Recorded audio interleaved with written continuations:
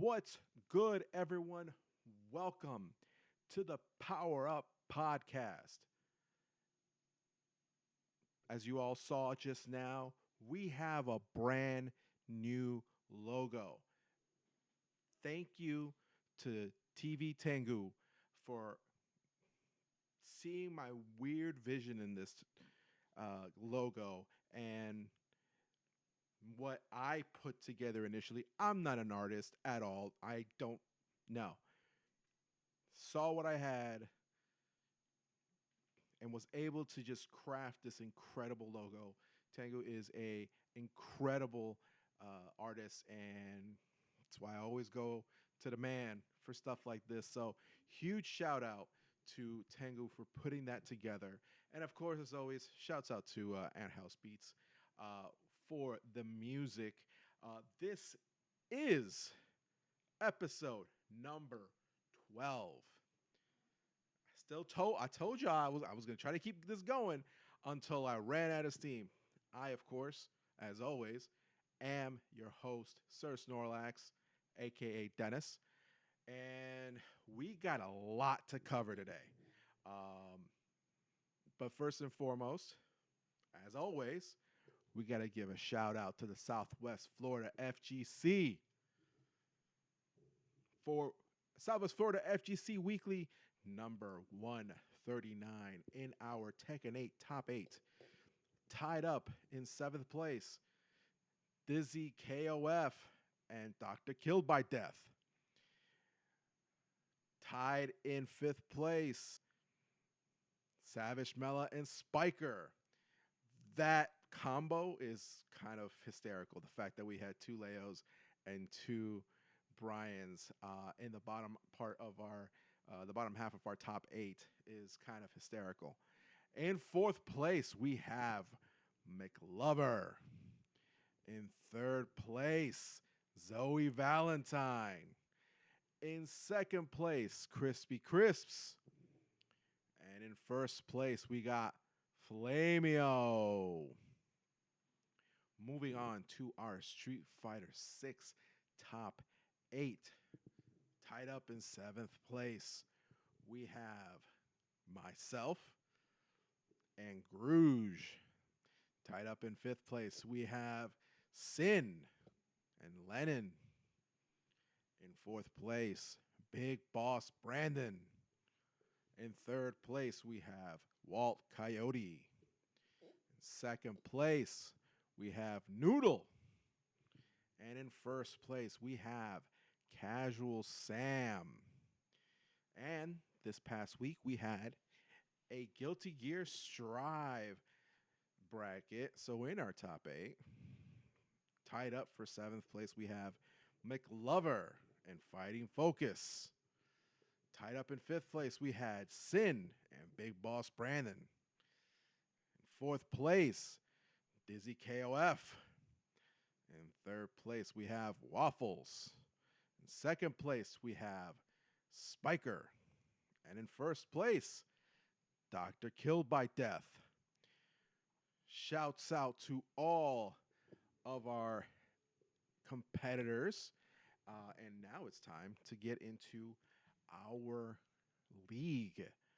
So, looking at our Tekken 8 league, starting in the 20 spot, Rich Demi with 2 points. In 19th place, we have Tripaseca with 2 points. In 18th place, we have Oblivion with 2 points. In 17th place, we have Dr. Killed by Death with 2 points. In 16th place, we have Cruisin'.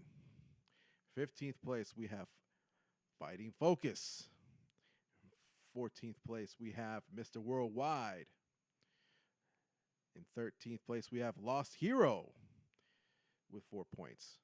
In 12th place, we have McLover with 7 points. In 11th place, we have Foz with 9 points.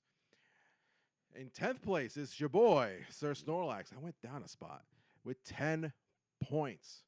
Of course, I went down a spot. We got Zoe Valentine in 9th place with 15 points. In 8th place, we got TVTengu with 16 points. In seventh place, we have Savage Mela with 26 points. In sixth place, we have Kazibara with 42 points.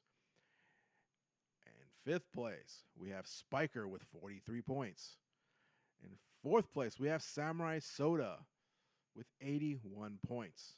And in our top three, in third place, Mary Chango with 130 points.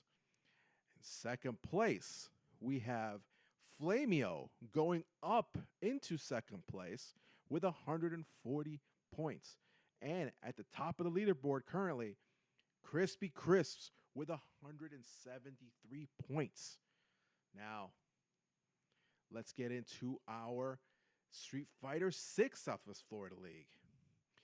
In 20th place, we have Lennon with 4 points. In 19th place, we have Fighting Focus with 8 points.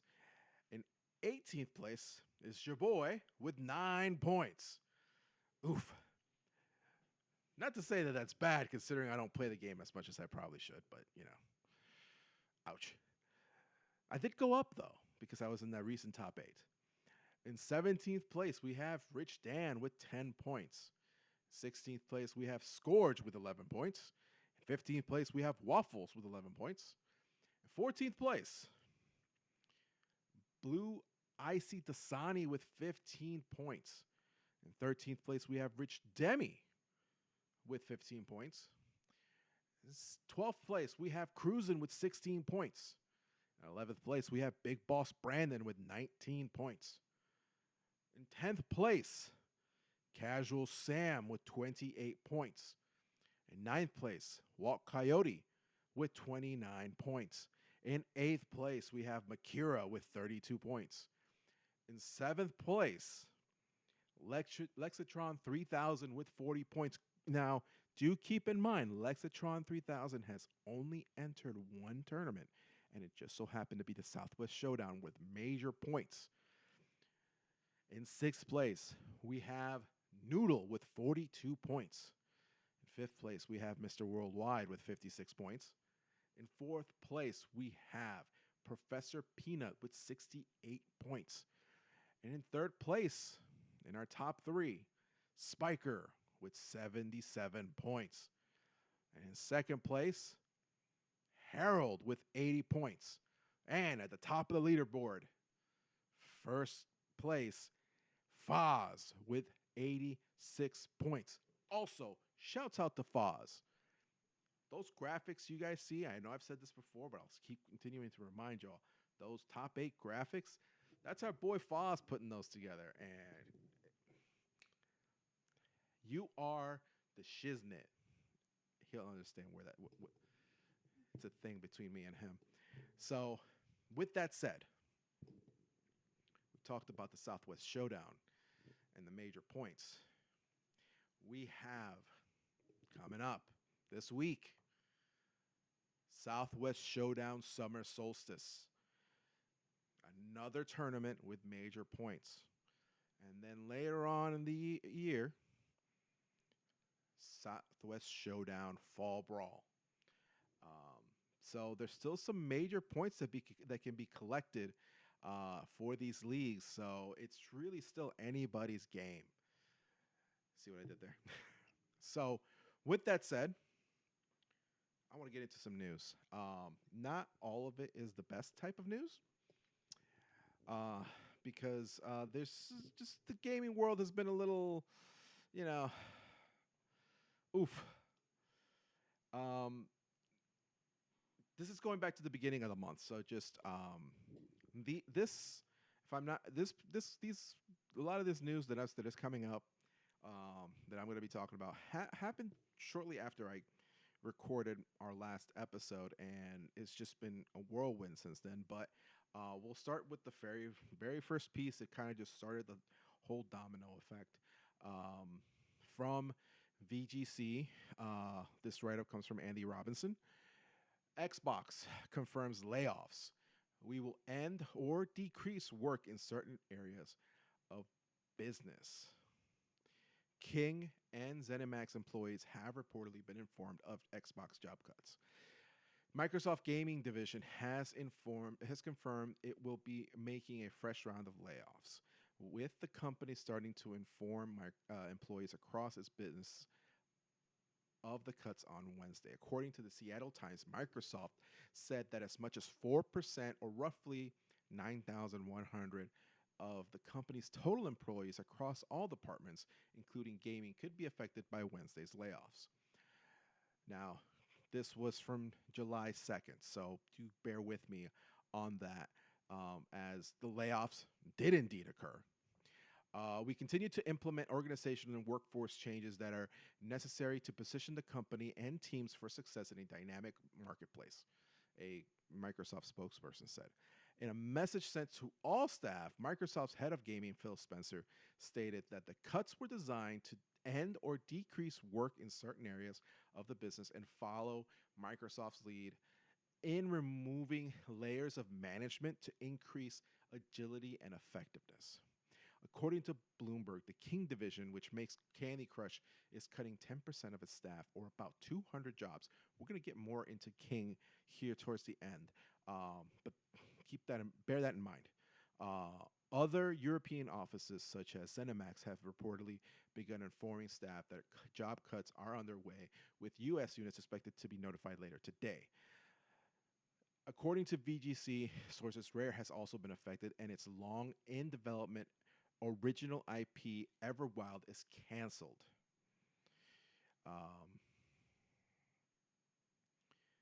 It was a rough day that day for a lot of people, and my heart goes out to them. No one wants to see people lose their jobs, and there's been a lot of discourse since this all occurred about, were these cuts necessary, or was this of Microsoft's own making because of its business practices? And I'm not a business specialist, I'm not a business person, so I'm not going to get too deep into it. But I will say this: they've made some questionable choices. Okay, so that is something that is very unfortunate. Um, and like I said, my heart goes out to everyone. And it's getting, as layoffs have been coming, especially hitting the gaming industry. It's got to be hard for an aspiring game developer to want to get into this profession, seeing this type of thing, seeing so many developers getting laid off, losing their jobs, from all ends of gaming, not just in Microsoft, but all across. So it's gotta leave a bad taste in their mouth, and they say, maybe I don't want to be a game developer, and it's making us lose out on a lot of talented folks. I mean, we've had a lot of games this year that have just been phenomenal, and from artists, from developers and artists that are just great. I mean, look at Claire Obscure, for example, just a beautiful game with a beautiful story, and sad one at that, and a beautiful soundtrack, and made by developers that just came together and said, "Hey, let's do something like this," and they got the backing. So again, going into more of the news that came out from that day, like I said before, and you know, Everwild is a game that was canceled. It's been in long development, but they were informed that the game was canceled. Microsoft, did confirm that Everwild's was cancellation alongside the closure of Perfect Dark Studio initiative was happening.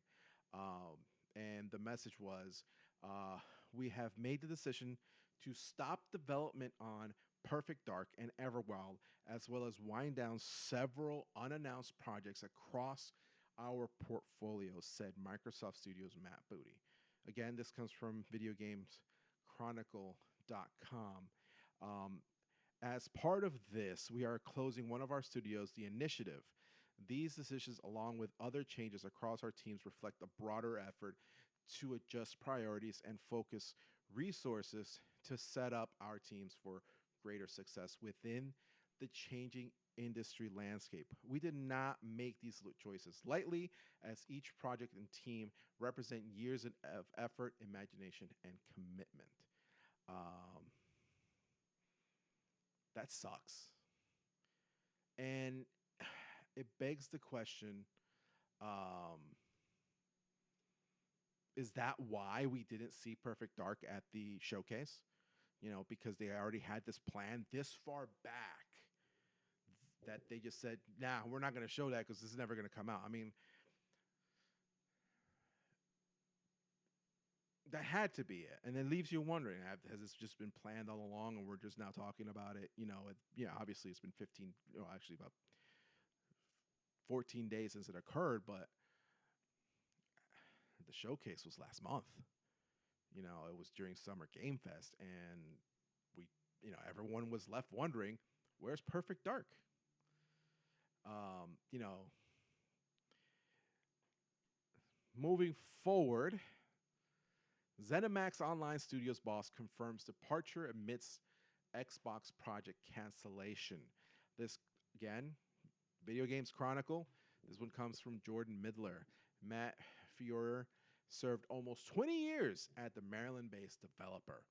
ZeniMax Online Studios boss Matt Feuer, F-I-R-O-R. Someone tell me how to pronounce that, please, because I'm saying Feuer, but I might be saying it wrong, is leaving the studio. The announcement comes as an unannounced project at the studio has reportedly been canceled.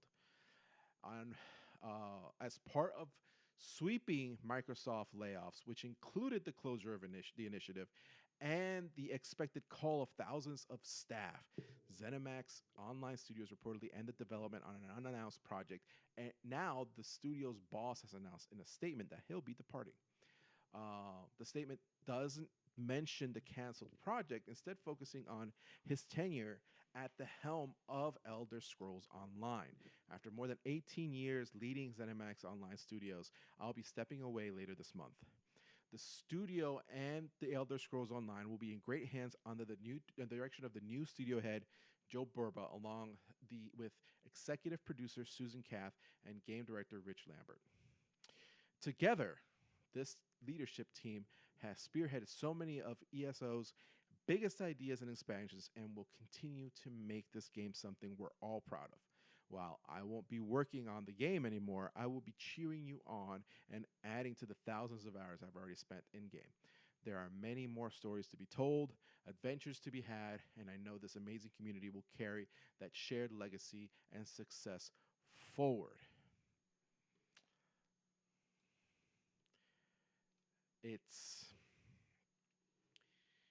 That was rough.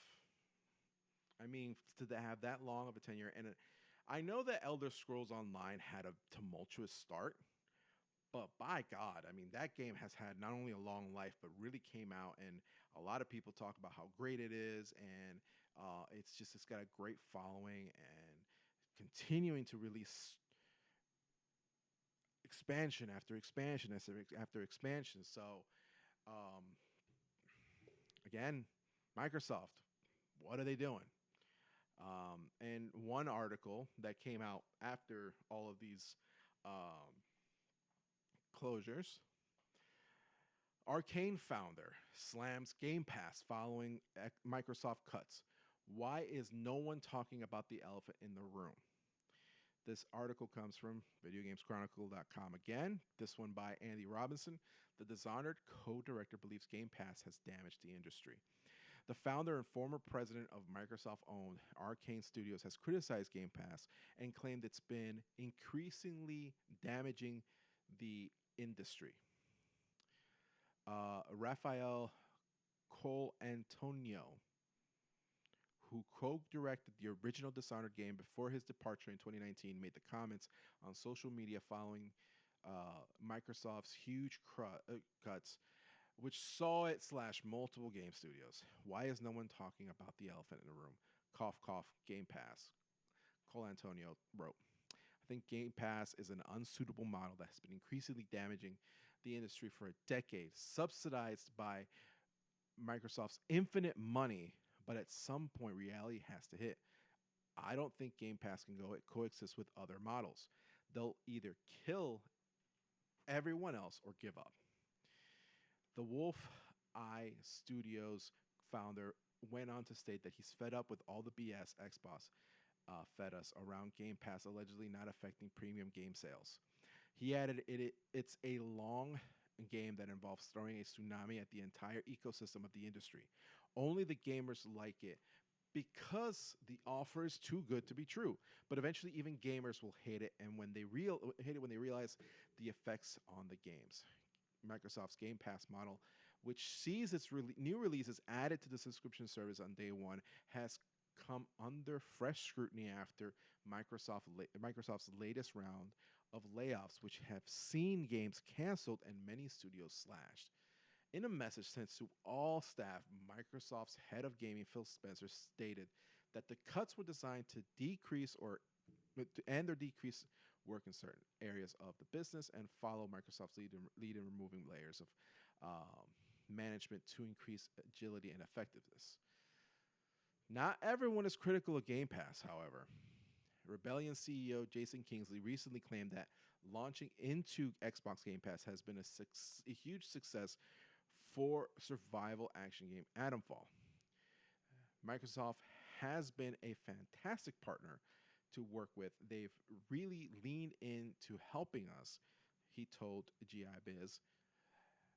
They brought their skills and their scale to bear on our small project, and it's done really, really well for them. So they got a good deal. We got a good deal out of it as well. Xbox has claimed the number of hours people are playing on Xbox continues to grow fairly substantially, partly due to Game Pass. So, Game Pass. I use it. I probably only, I mean, I probably own maybe 2 Xbox games on my Series S, but the reason why I even got the Series S was because of Game Pass. And I'll admittedly say I'm part of the problem. Is Game Pass hurting the industry? Probably. I don't I wouldn't go as far as to say that Game Pass is the root of a lot of these cuts,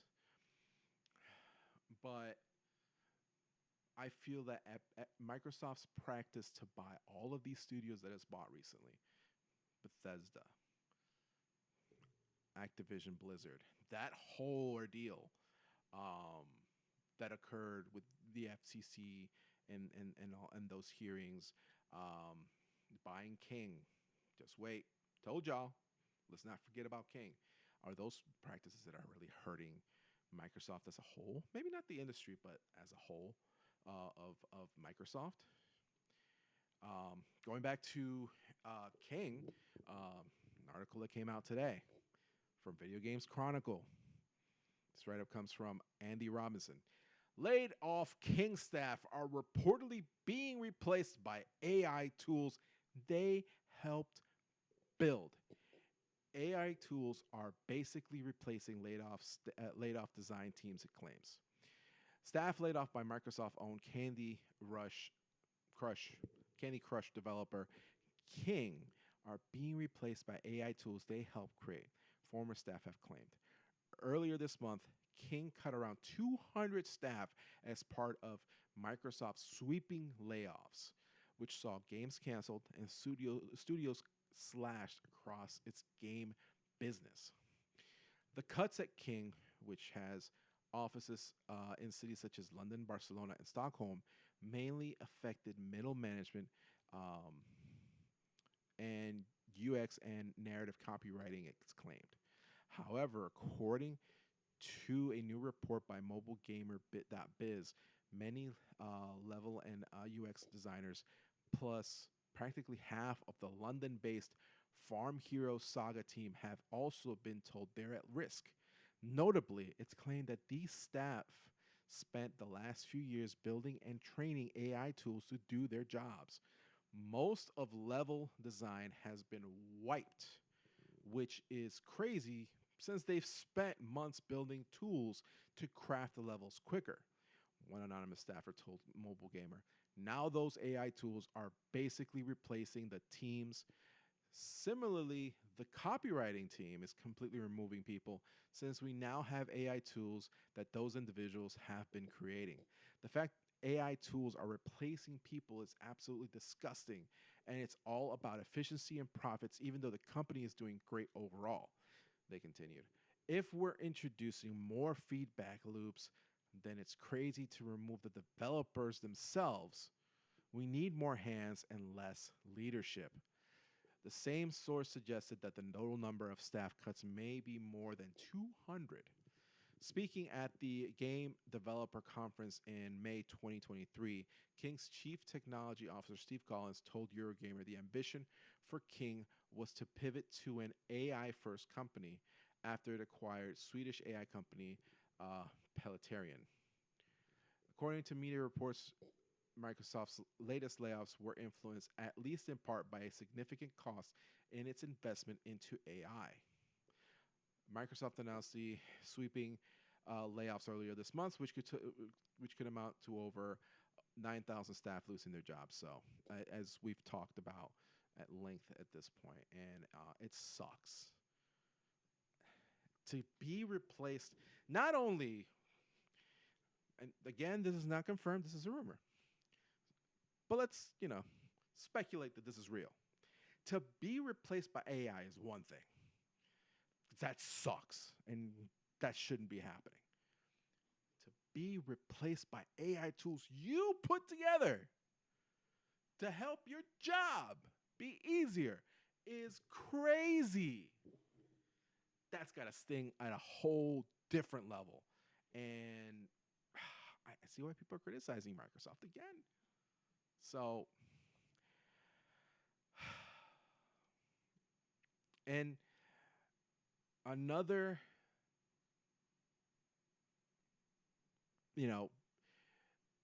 victim in the Microsoft layoffs, there's been a story developing at Romero Games. And I'll read you the article in its entirety that covers pretty much everything that's come out since then. This article is again from VideoGamesChronicle.com, presented by Andy Robinson. In a fresh twist, Romero Games denies it's closed, says publishers could yet save its FPS. Multiple employees claimed all employees had been let go following Microsoft cuts. Romero Games, a studio founded by John and Brenda Romero that was thrust into the spotlight following Microsoft's significant cuts, has denied its doors. It's closed its doors. Last week, Romero Games confirmed they had lost funding for its unannounced shooter project after a unspecified publisher, later named as Microsoft, pulled its publishing agreement. Later, an employee claimed the whole studio was let go as a result of the pulled publishing deal, and a second anonymous employee echoed this claim in a report by the Journal. In a newly published statement addressing the studio status, Romero Games has denied that it has closed its doors and stated that it has been contacted by several publishers who could yet save its unannounced project. We want to address recent reports regarding the status of Romero Games, it said. These reports have contained inaccuracies, and we feel it's important to set the record straight. The funding for our project was pulled, and our game was canceled. Due to confidentiality agreements, we cannot disclose the publisher's identity, though some may infer it from public information. As a result, we now have to reassess the entire staffing of our studio. The statement continues, Romero Games is not closed, and we are doing everything in our power to ensure that it does not come to that. Any suggestion otherwise is factually incorrect. Indeed, we were in the studio today to discuss next steps with the team. We've been contacted by several publishers interested in helping us bring the game across the finish line, and we're currently evaluating those opportunities. We appreciate the outpour of support and will share further updates as we are able. Speaking to the Journal this past weekend when this article came out, an anonymous Romero Games staff member described the situation as a big shock and claimed everyone is out of a job. We had meetings with the publisher the day before this happened. There was no mention of it. It seems so far away from us. The title was pretty well developed at the time. So it's still up in the air. But again, all the work that was put into this game, just for it to be canceled because the publisher pulled its funding. And I hope they're able to find the avenue to release their game, because it's gotta suck to put all that hard work into it just for someone else to come say, you know what, you're not gonna do that anymore. So overall, I say this: support. If you love video games, support video games as best you can. Support the artistry. Support the industry, support the indie developers. It's like I said in a previous video, and I'll echo it here again. Support your favorite creators, whether it be indie game makers or artists, whatever the case may be. Support them. It's needed for them to survive and thrive. So with that, we're gonna get into some other news, non-Microsoft related news, coming from the video games chronicle.com. This one is by Jordan Midler. Neil Druckmann is stepping away from the Last of Us TV show to transition to complete focus on game development. Druckmann says now is the right time for him to fully focus on Intergalactic: The Heretic Prophet. Naughty Dog boss Neil Druckmann is stepping away from his creative involvement in HBO's The Last of Us show so he can fully focus on Naughty Dog's upcoming projects. Druckmann has been closely involved in the production of the successful HBO series, which stars Pedro Pascal and Bella Ramsey. I've made the difficult decision to step away from my creative involvement in The Last of Us on HBO, Druckmann said in a statement. With work completed on season 2 and before any meaningful work starts on season 3, now is the right time for me to transition my complete focus to Naughty Dog and its future projects, including writing and directing our exciting next game, Intergalactic: The Heretic Prophet, along with my responsibilities as studio head and head of creative. He added, co-creating the show has been a career highlight. It's been an honor to work alongside Craig Mazin to executive produce, direct, and write on the last 2 seasons. I'm deeply thankful for the thoughtful approach and dedication the talented cast and crew took to adapting The Last of Us Part 1 and then the continued adaptation of The Last of Us Part 2. So there's a lot of speculation about all this because I've not watched it. I don't want to spoil anything. I have watched the first 1 or 2 episodes of season 2 of The Last of Us, and there's a certain moment that I didn't feel as impactful as it was in the show, just how it was done.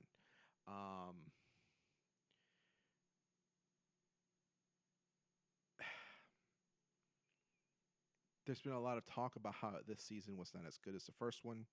I will also say, when the game came out, there was a lot of talk of the second game not being as good as the first. So that could also tie into it. I know there was changes made along the way with the season.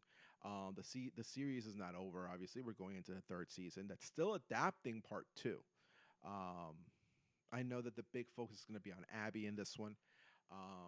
There was actually something said today that they're still deciding whether or not they're going to do a long season 3 and end the show there, or do a season 4 to continue telling the story. So a lot of people have said that they've dropped off after the first few episodes, that it wasn't as good. And that's not referring to the haters that just want to hate because they don't like who is playing Abby, or because she's not built the same way, or because they don't like Bella Ramsey or whatever the case may be. Putting that aside, a lot of actual people that actually enjoyed the show saying that it wasn't as good could have led to this. Um, was Druckmann's involvement hurting the project, helping the project? I don't know. We'll see when season 3 comes out and what how that does. So, moving on to our next story. We're going to talk about Subnautica 2 and the drama that's been unfolding with Subnautica 2 over the course of the last week or so. I'm going to go through this article from Polygon by Patricia Hernandez. The Subnautica 2 $250 million ordeal is getting combative. Publisher Crafton says it is delaying Subnautica 2 to craft a better experience, but fans aren't so sure. Fans have spent the last few years eagerly awaiting the early access release of Subnautica 2, the sequel to the underwater survival game that was supposed to be playable by 2025.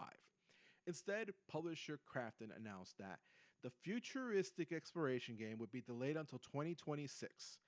While disappointing, news of this sort is rote. Games get delayed all the time. But the circumstances around the delay involve a lawsuit, an attempt by Crafton to defend its reputation, and a Subnautica community in complete turmoil.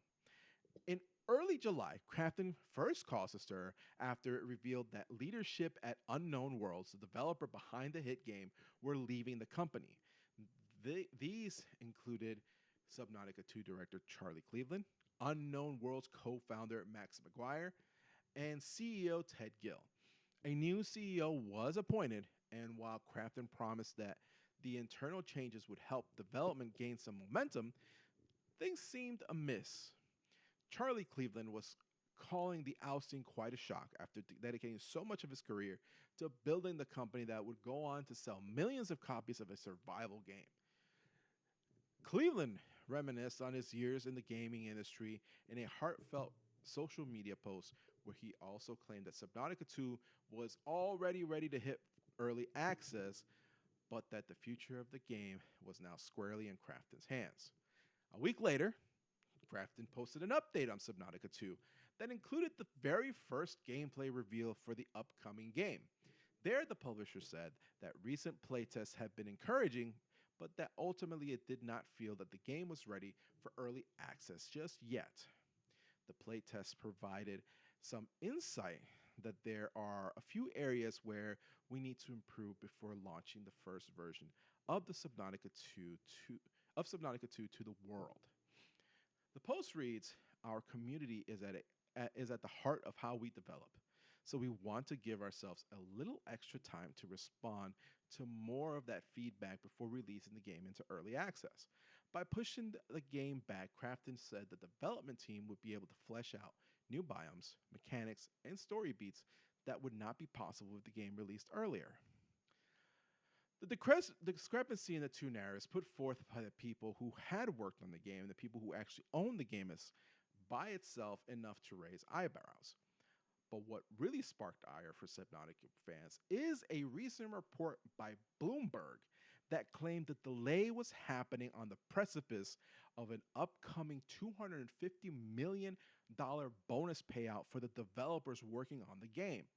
The money was tied to an unspecific sales target that Unknown Worlds was forecast to hit had it been able to release Subnautica 2 in early access in 2025 as it originally planned. With a delay, however, there will presumably be no payout. Since the report, Crafton has released a testy statement on the Subnautica 2 ordeal. "We are deeply disappointed by the former leadership's conduct, and above all, we feel a profound sense of betrayal by their failure to honor the trust placed in them by our fans," a Crafton representative told Polygon. Crafton maintains the management decisions were made in an effort to create the best possible game and noted that it intends to honor the rewards it promised the team.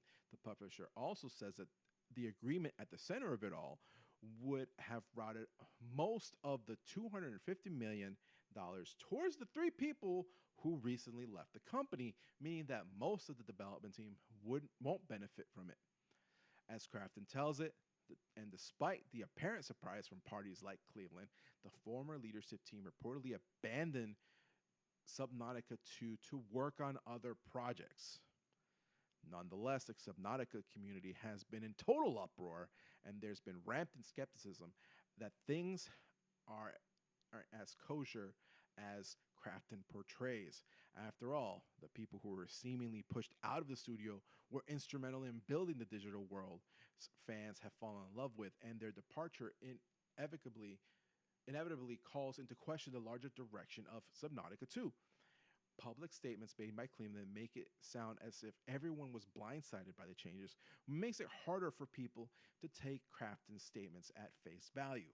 Crafton's assertion that the delay might result in a better game might be true, but if the release was tied to early access, players wouldn't necessarily be thrown off by a game that is buggy or incomplete. They might, in fact, expect it. Unknown Worlds could ostensibly update the game as it created new material, as is standard for early access games. The social media sites such as Reddit, and we love Reddit, fans are urging each other to not purchase Subnautica 2 in light of the recent developments and outright remove the game from wish lists on Steam, as well in posts that are receiving thousands upon thousands of upvotes. Others say they'd like to play the game, but that they might resort to piracy now to ensure that Crafton doesn't benefit from their patronage. Meanwhile, things are only getting uglier for Crafton and Unknown World's ex-leadership. In a Reddit post, Cleveland announced that he was pursuing legal action against the publisher. Cleveland said that details should eventually become at least mostly public. You all deserve the full story. Suing a multi-billion-dollar company in a painful, public, and possibly protracted way was certainly not on my bucket list, but this needs to be made right. Subnautica has been my life's work, and I would never willingly abandon it or the team that has poured their hearts into it. The former Subnautica 2 director also disputed many of Crafton's claims by reiterating that he considered the game fully ready to hit early access. And moreover, the $250 million bonus would not have been limited to the three men who recently left the company. I'm in this industry because I love it, not for riches. Cleveland writes, historically, we've always shared our profits with the team and did the same when we sold the studio. You can be damn sure we'll continue with the earn-out bonus as well. They deserve it for all their incredible work trying to get this game into your hands.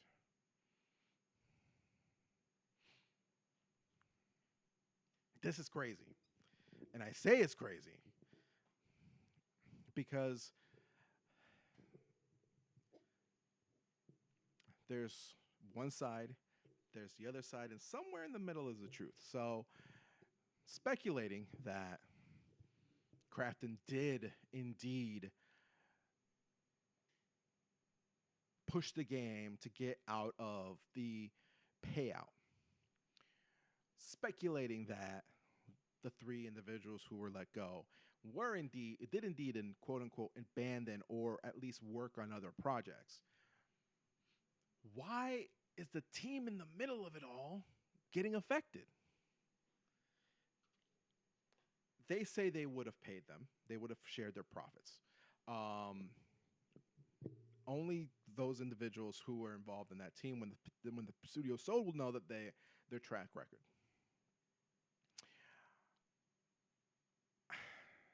I personally, looking at the story, lean to the side of Crafton is doing some shady things because the timing of it all is just weird.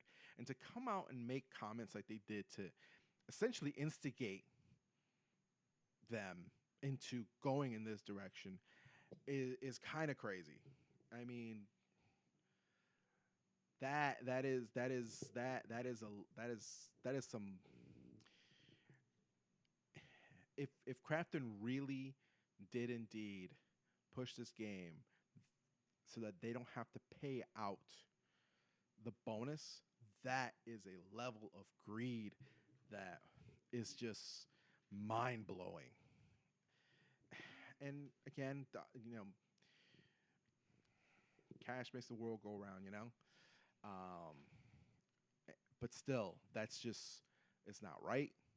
And at that point, if it's true, do you want to keep working for a company that operates that way, that willfully will deprive you of something, even though you've worked hard?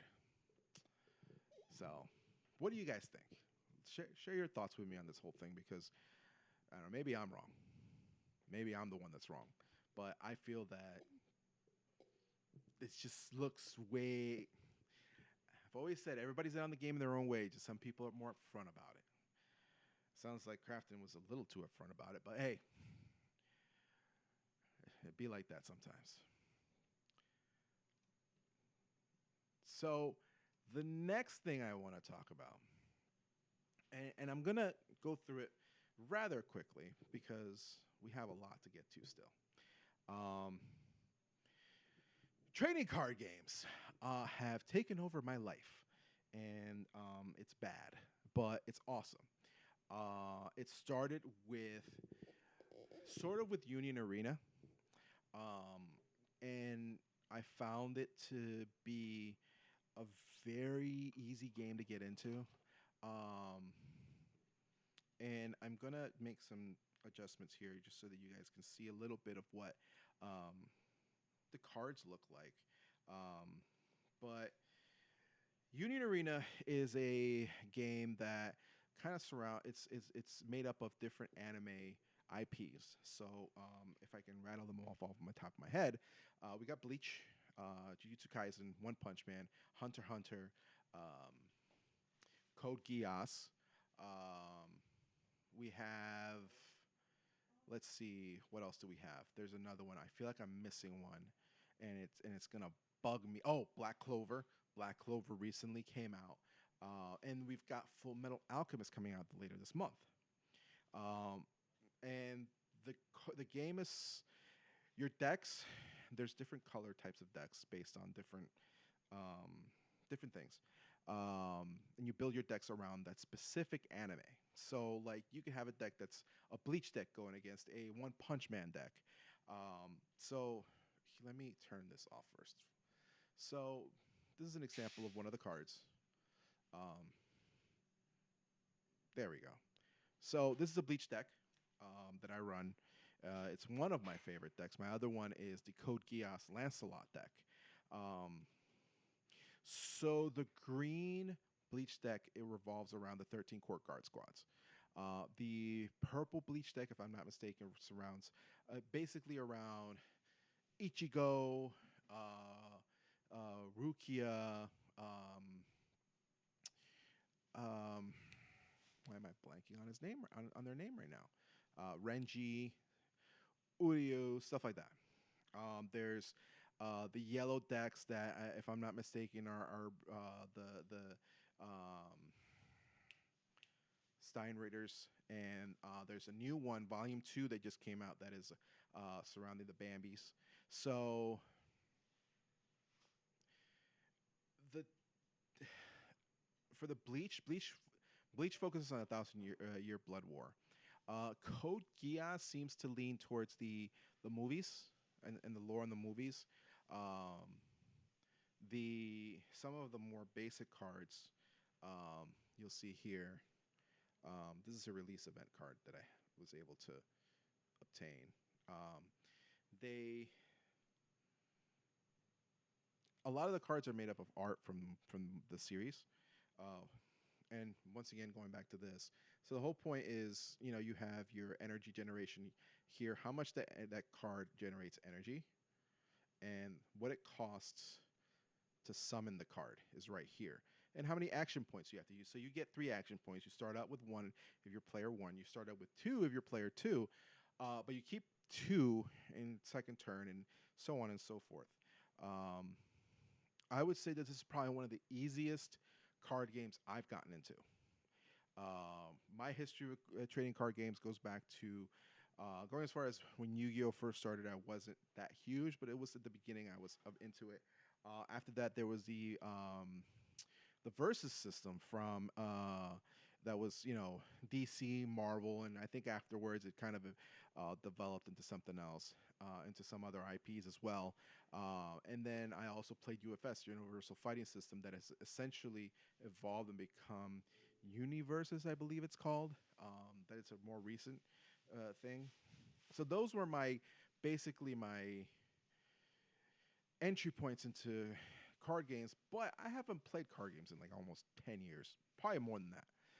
With my best friend Matt, I used to play card games and I just fell off because life. Union Arena has been the easiest to get into. I have multiple decks. Sword Art Online was the other IP, and the reason I brought it up is because I have a Bleach deck, I have a Code Geass deck, I have a Sword Art Online deck. Actually, when Sword Art Online came out, I bought the starter decks and I bought two booster boxes. And my pulls weren't that great, but I ended up building a yellow Asuna goddess slash knights um, deck that is pretty decent. A lot of my friends have gotten into it, and we play a lot. We meet on Wednesdays and sometimes on Saturdays to run games. We've gotten into a habit of developing commander style pods like in Magic. That's not legal per se. It's just we're just spitballing and figuring it out, and they work pretty well. I mean, we had a 5-person pod just this past weekend that was really fun. Alliances are made, and then they're broken, and then people, you know, get taken out. And we also did a team one that worked pretty well as well, a tag team game. But overall, it's a really fun game. It's really easy to get into. I think the biggest thing about the Union Arena is the fact that it's actually one of the more cheaper card games that I've gotten into. The cards are, I mean, obviously there's going to be cards that are super rare, they're going to be super expensive, but for the most part, the cards that I have gotten that have, um, you know, come out have not been super expensive. I'll tell you, my Bleach deck cost me $45. I bought it completely made. Um, my I have a Code Geass deck that is a red um, deck that is geared towards Pizza Affinities and Ashford Academy.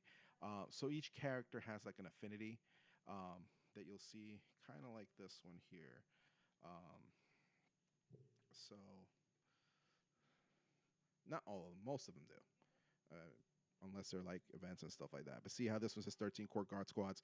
That's the affinity that they lean towards. So there's cards that say if you have a 13. So for example, with this deck, if Toshiro comes out and there's 6 other 13 core guard squads, he gets a boost. And there's cards like that.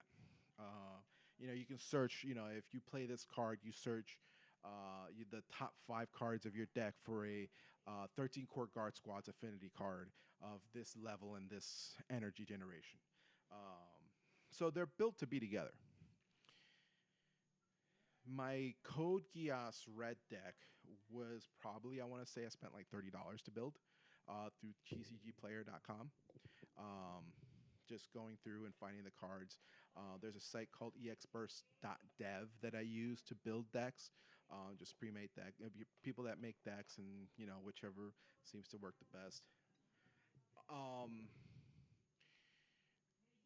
I've had friends get into it, buy a box, and then build a deck out of that box and have fun with it. It's a Bandai Namco trading card game. So it's by far my favorite, the one I play the most. The other game that recently came out, like this week came out, was the Gundam card game. Now, if y'all know me, y'all know that I love mechs, not robots, mechs. If you can, this is gonna sound bad. If you can write it, I'm good with it. If it moves on its own, I have a problem with it. Gundam Wing was one of my first animes that I really got into right next to Dragon Ball, Cowboy Bebop. So I've always loved Gundam, the franchise as a whole. I've watched a lot of Gundam shows, but Gundam Wing was my favorite. So they are coming out with a Gundam card game, and they've released 4 boosters. So I'm sorry, 4 starter decks. That's all that's come out so far. So here I have starter deck Heroic Beginnings. This is primarily, if I'm not mistaken, this deck is made up OG Gundam and the Witch of Mercury. Then there's the second one here, which is starter deck number 2, Wings of Advance. It's my boys, the Tall Geese and the Wing Gundam. This is just Gundam Wing. Then there is number 3, Xenon's Rush. This one I'm not too I cannot remember which 2 this one covers, but I know it covers 2 different anime, 2 different shows. Xenon's Rush. Please, someone in the comments, tell me how stupid I am, because I probably know and I just can't think of it off of the top of my head. And then there's number 4, Seed Strike. So y'all can see I went in deep on this. And this one is a combination of Seed and Gundam Strike, I believe. Obviously by the name. So I went in deep, as y'all can see. I got all 4 starters. I actually have. I went to a tournament. This all culminated. I knew the game was coming out. I had heard some not so great things about it. And then one of the people that I play UA with at the local tournament mentioned that Gundam was coming out this week and told me that it was great. It was fun. They're releasing product soon, like that week, Friday. But I didn't see anything come out. Then there's a messenger group that we have for the UA for my area's UA community that was talking about Gundam, and a shop that's about an hour away was doing a starter release tournament. So me, 2 of my homies, go up, drive an hour, and we get in on this starter deck. So I got the Wings of Advance deck. I was actually able to choose the first one out of the package. They had 2 of each. It was an 8-man tournament, and I was able to pick the Wings of Advance starter deck. I knew nothing about this game. I hadn't played it. I hadn't seen anything about it. I just know I like Gundam. My buddy started going through the rules, and then we started playing the game together. Within probably, I want to say, 30 minutes, maybe a little more, like an hour, we went through a whole game, and then the tournament started. And it was very simple to understand. So this is the first one, the Wing Gundam. Let me see if I can get a more focused shot here. The Wing Gundam. So they have levels, they have abilities, they have pilots so that they link to. So for example, the Wing Gundam, when the units come out, they cannot move. You can't utilize them. They have, as they call it in Magic, summoning sickness. But if you have a link pilot, you can use it in that turn. So with the Wing Gundam, its alliance's Operation Meteor, but its link pilot is, of course, the man, Hiro Yui. See if I can get this correct here so y'all can see it better. There it is. So you link it, and during the link, it also has an ability. So now not only can I use it, but its AP is boosted, which are attack points, and its health, its AP is boosted. So we go from a 4/5, and then Hiro Yui adds a +2/+1, and if it's had a link, it adds a +1/+1 as well. So this is the main. I also have this deck also brings um, this pairing, the Tall Geese and Sex Marquise. So decks can be made up of two different colors from what I read, but you also have bases. So the whole objective is you're trying to destroy the base and then essentially deplete your opponent's shield. So you get 6 shield, which are cards straight from your deck. So you start the game, you pull your hand, your 5 card hand, and then you um, put out 5 of your cards face down as a shield, and you have an EX base that you always get at the beginning. But should your base get destroyed or you want to change it, you can add a different base. It's like this one. And they all have abilities. And we also have commands that have different actions. Um, there's one pilot that is a command as well. So you can use it as a command. It's called Simultaneous Fire.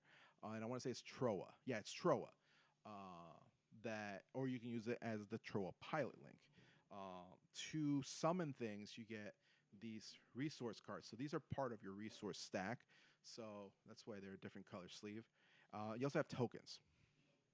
Each turn you get a resource. If you go as player 2, you get an EX resource, which is an additional one that you can only use once.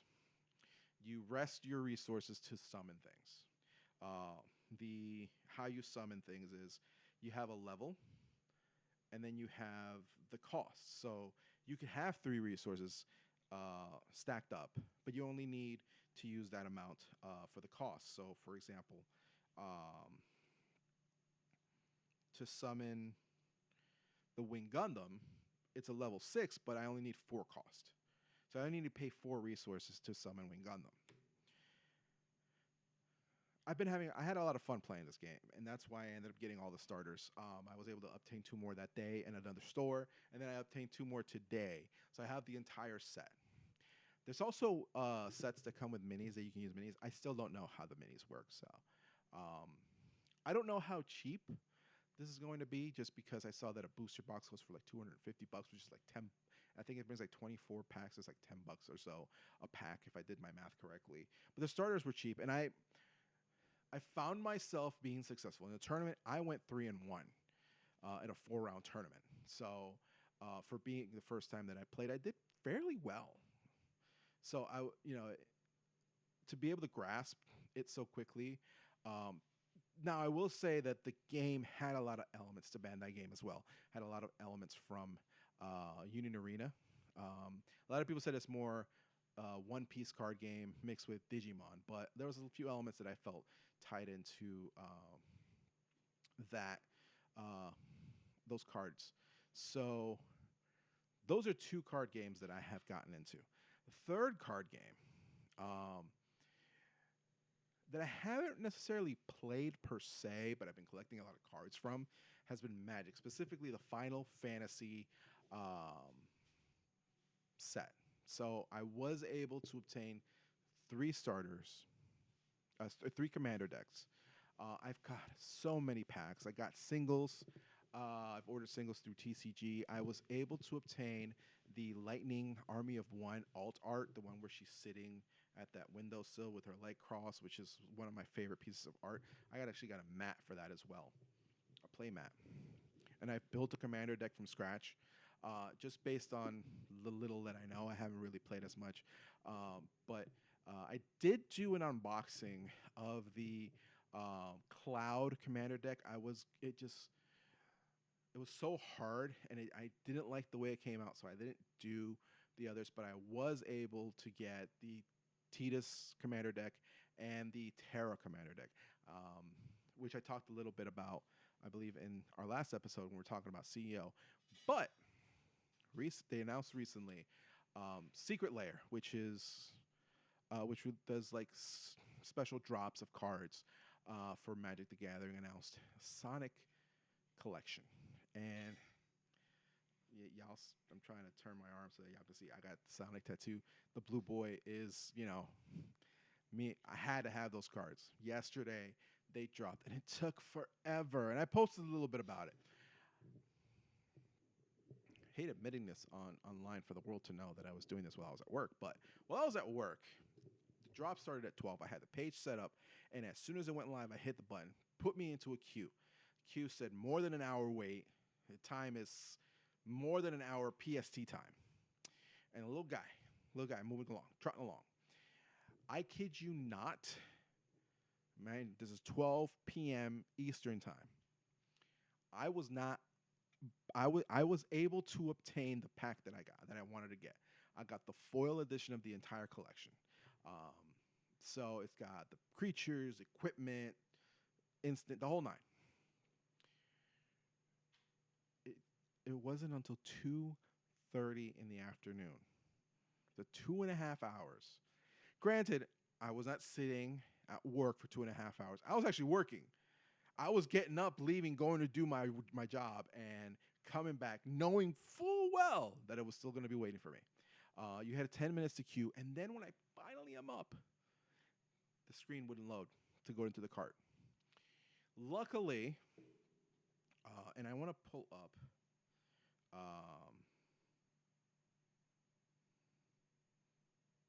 the tweet because I couldn't figure out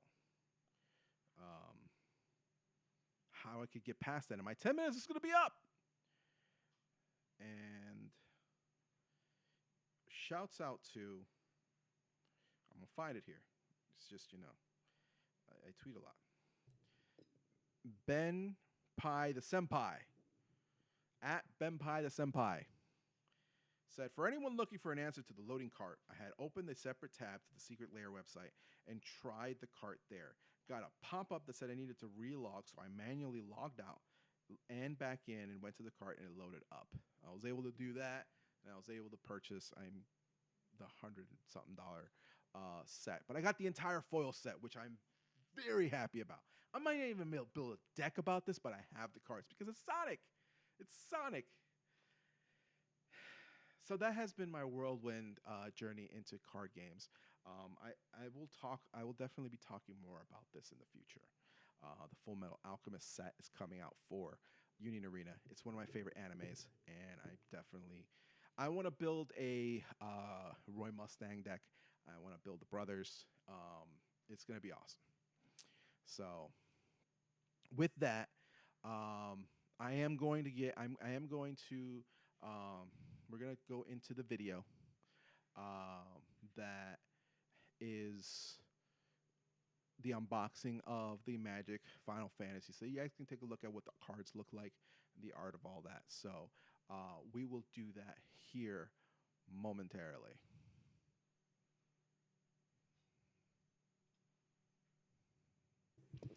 What's good, everyone? Welcome.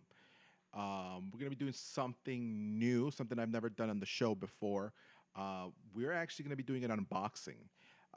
We received early, I ordered this and expected it to be here after CEO, but actually got here before release, the Final Fantasy Magic the Gathering crossover commander deck for Cloud. All right, so first and foremost, I want to apologize for the camera shakiness. So in order to get a good angle on this, I had to move the camera that I used to record off of my monitor onto my the arm of my mic pointing down. So it's not the most stable thing in the world, but we're getting it done. And so the light source is coming straight from the camera, so that might create a little glare, and I do apologize for that in advance. So this is the Magic the Gathering Final Fantasy Commander deck for Cloud. It's called the Limit Break. Equip weapons and raise your stats past 7 power. There was 3 other Commander decks that were released in this Final Fantasy Universes Beyond line. One was Titus from Final Fantasy X. We also had Terra from Final Fantasy VI. And we have from the Final Fantasy XIV game, Isholta, I think is her name. I can never say her name, and I don't know 14 very well, so I apologize if I butchered that. So I do have a Titus deck coming in the mail as well, and I'm hoping to get my hands on a Terra deck after we have gone through the release, and hopefully there'll be enough. But for now, this is the one deck that I definitely had to get. Cloud, the boy. So we're gonna take a look at it. Like I said, this is an entire commander deck, and it includes a collector booster sample pack. So we're gonna open that up as well. The back, we have Cloud's Limit Break, Tifa, Aerith, and Sephiroth cards. In the back, it said, "Let's mosey. Get into gear with Cloud and fight for the planet's future. Battle your friends with Final Fantasy's iconic heroes, villains, and spells in Commander, Magic's most popular multiplayer format. Build out your party of companions and equipment with formidable weapons. Reach a power of 7 or higher on your creatures to break past your limit." Cloud, ex-soldier. Cloud Strife is a young man who claims to be a former elite member of Shinra's unit. When he was hired as a mercenary for the anti-Shinra organization Avalanche, he learned that his nemesis, Sephiroth, was still alive. Now he pursues Sephiroth to settle their score. So, like I said, it includes a collector booster pack, a booster sample pack, plus a 100-card deck with 25 new cards. It does have a deck box. The deck boxes on these things are not the best. 10 double-sided token cards, strategy insert, reference card. This deck features cards themed around Final Fantasy VII. Land cards may appear from other Final Fantasy games. So let's take a look here. Open this bad boy up.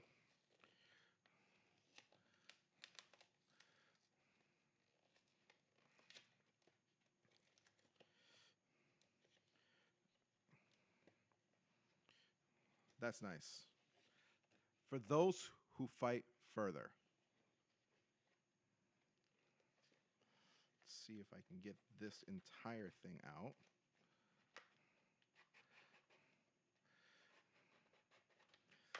Not everything came out. That's kind of sick right here.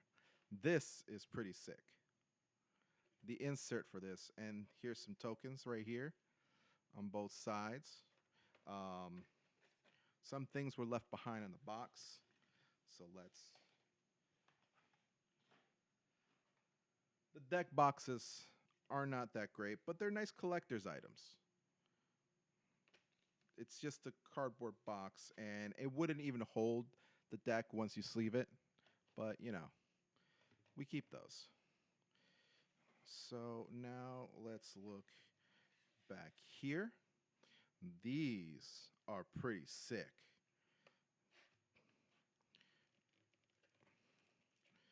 All right, here is the reference guide, I do believe. So let's open this bad boy up. You can see, yeah. So it gives you the playing the deck, commander rules,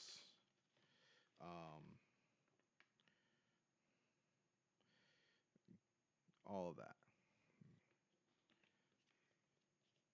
So I guess technically speaking, there is another card in here that could serve as a another commander, which is Tifa. And I am assuming that here is my booster. And let's go through the deck. So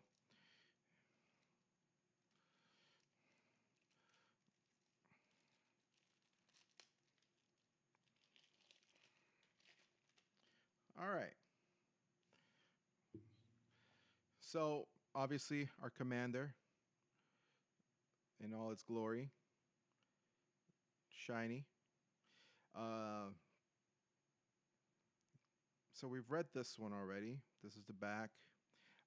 These little symbols, Chocobo, pretty sick.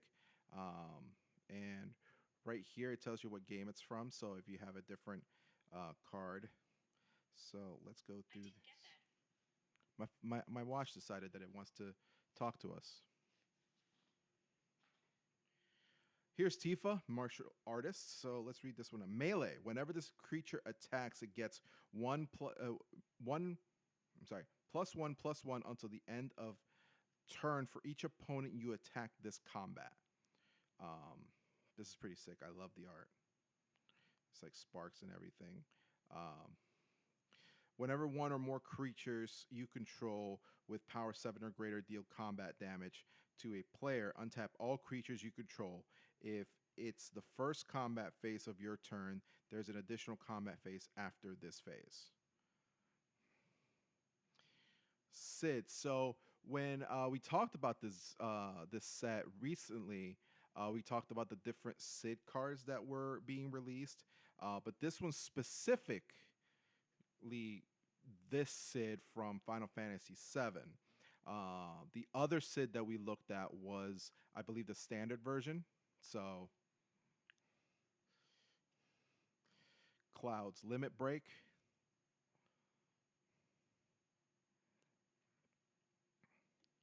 Elena, Turk Recruit. I love the art on these. Heidegger. I could never say his name correctly. Hella Trooper. So we're getting some of the creatures that we encounter in the game. Soldier Military Program.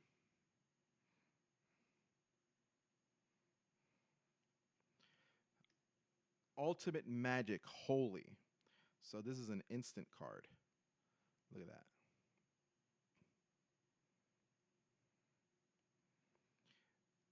Avalanche of Sector 7. So we're pulling right from the art of the remake. So we got Jesse, Wedge, and Biggs here. Kate Sith, Fortune Teller. It's a Cat Moogle. Ooh, nice. We got a summon. Kujata. So these are considered sagas. So each turn gives you, does one effect. Meteor. We got Meteor.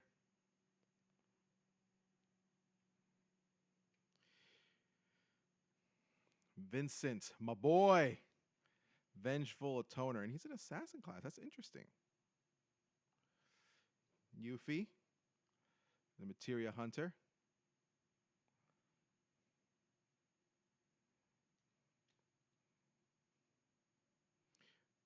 Bugenhagen, Wise Elder. The Life Stream's Blessing. Professor Hojo. Summoning Materia. Here's Aerith, Last Ancient. There's our boy Barrett, Avalanche Leader. He's got reach because he shoots. Red 13, Proud Warrior. There he is, Sephiroth, Fallen Hero. Conformer Shuriken. Wrecking Ball Arm. So this is going to be one of Barrett's weapons. A Susteri Command. Bastion Protector. Bronze Guardian. Oh no. Clever Concealment. That's fantastic. That is hilarious. I didn't realize they made this into a card. Oh, that's hysterical. For those of you who've played the game, you guys know. Pure Steel Paladin. Unfinished Business. We got the Turks.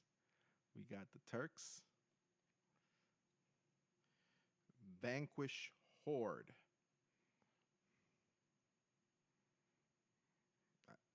love the art on these. Chaos Warp.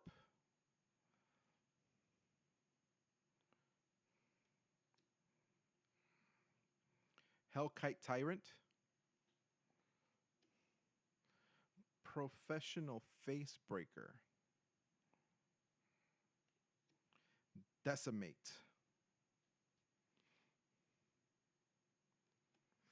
Armory Automaton. I know I've fought these plenty.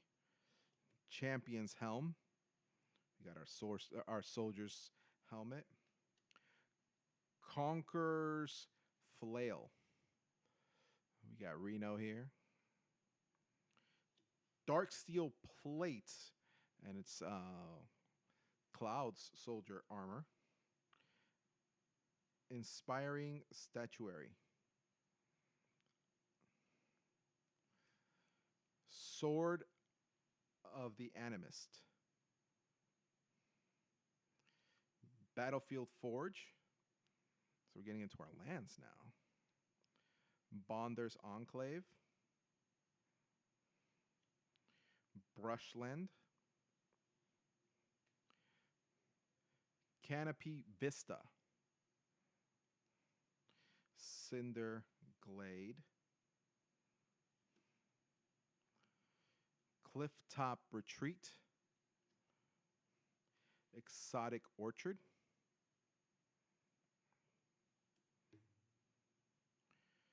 Firelit Thicker.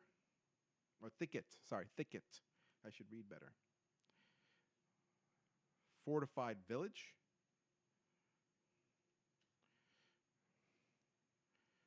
Fury Calm Snarl. I don't know what the hell that is.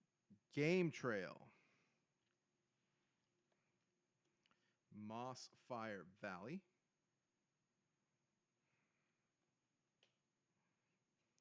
Rootbound Crag. So this is where this is one of the, I think if I remember correctly, you see them in both, I think. But that scene was always kind of scary with, you know, big ass snake just in the middle. It was like Sephiroth did that. Oh crap, we in for it.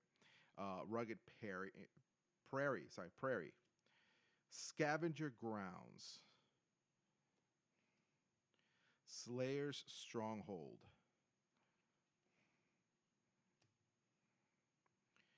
Spire of Industry. Sunglass Prairie. I'm sorry, Prairie. I keep saying that word terribly.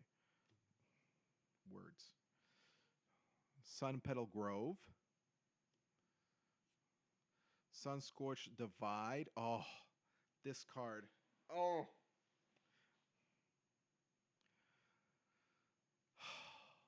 This breaks my heart. Zach Fair. I would say probably my all-time favorite Final Fantasy character. If you know the lore, you'll understand this a lot. Zach Fair enters with a +1/+1 counter on it. You can sacrifice Zach Fair. Target creature you control gains indestructible until the end of turn. Put Zach Fair's counters on that creature and attach an equipment that was attached to Zach Fair to that creature. Oh, my boy. That hurts. Another Barrett also still has reach. As you see, these symbols, I do believe, means that I can use these cards in Standard. So there's the Final Fantasy with the crystal, and then there's the Chocobo ones. I believe the Chocobo ones are for Commander only, but I might be wrong, so y'all correct me.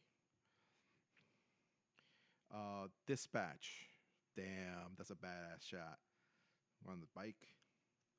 Secret Rendezvous. So I've heard that there's multiple versions of this card, with one with Barrett, one with Aerith, and I think one with Red. Furious Rise. Vandal Blast. I'm telling you, these cards are so freaking awesome. Cultivate. Harmonize. Nature's Lore.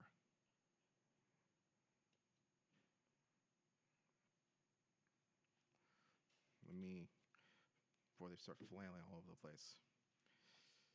Rampant Growth. Rampant Growth. Behemoth Sledge.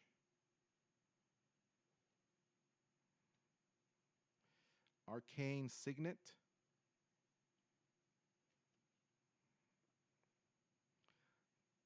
Colossus Hammer.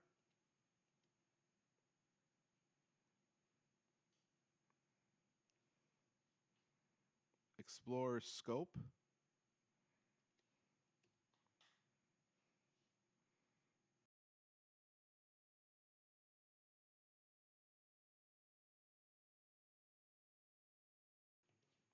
We got Hero's Blade. Hero's Heirloom.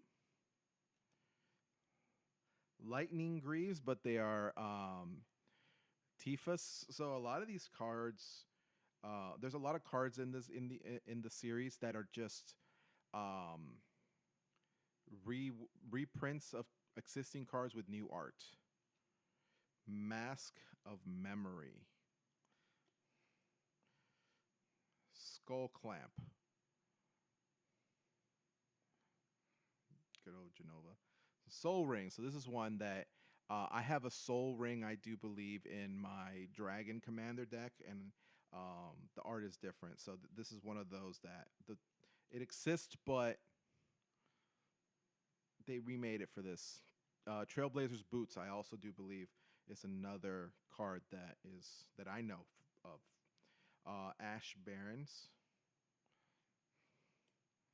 Evolving Wilds. Jungle Shrine.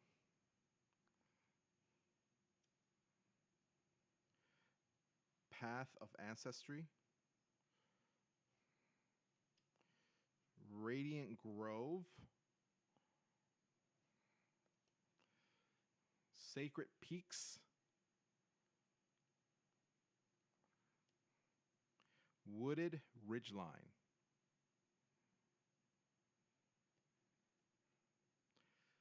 Command Tower. This is another card that I have definitely seen before. It is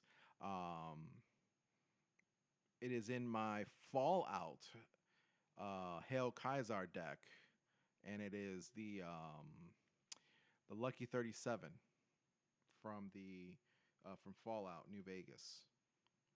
But this one is one of the Shinra reactors. Mountain. Basic land. Mountains are very common, and this is just another print. These are nice, though. These are nice. Yo, look at this one. This is awesome. So this is actually from Final Fantasy 1. So these are the Warriors of Light on the trail there. This is from 9.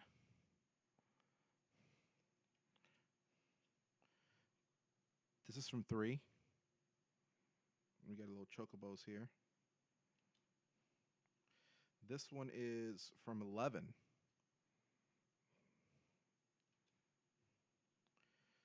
This is from 13. I'm sorry, no. 12. I added a 1 there, but this is from 12. This is obviously from 7, as it's a 7th Heaven. Oh, 15. We have the trail, the road our boys travel on. And these are creature tokens. So these are double-sided. So we got a soldier, and we have a rebel. So they're soldiers. They're avalanche, and then they're soldier. It's kind of hilarious. Another soldier, and then another rebel. So I'm assuming this will be a rebel as well. Yep. Soldier, rebel, soldier, rebel, I think these are all the tokens. So let's look. These are all rebels here. And then, what is this? Foretell. Oh, this is interesting. Okay, and oh, treasure. And then treasure and foretell again. And that, folks, is the deck. I'm excited to try this out.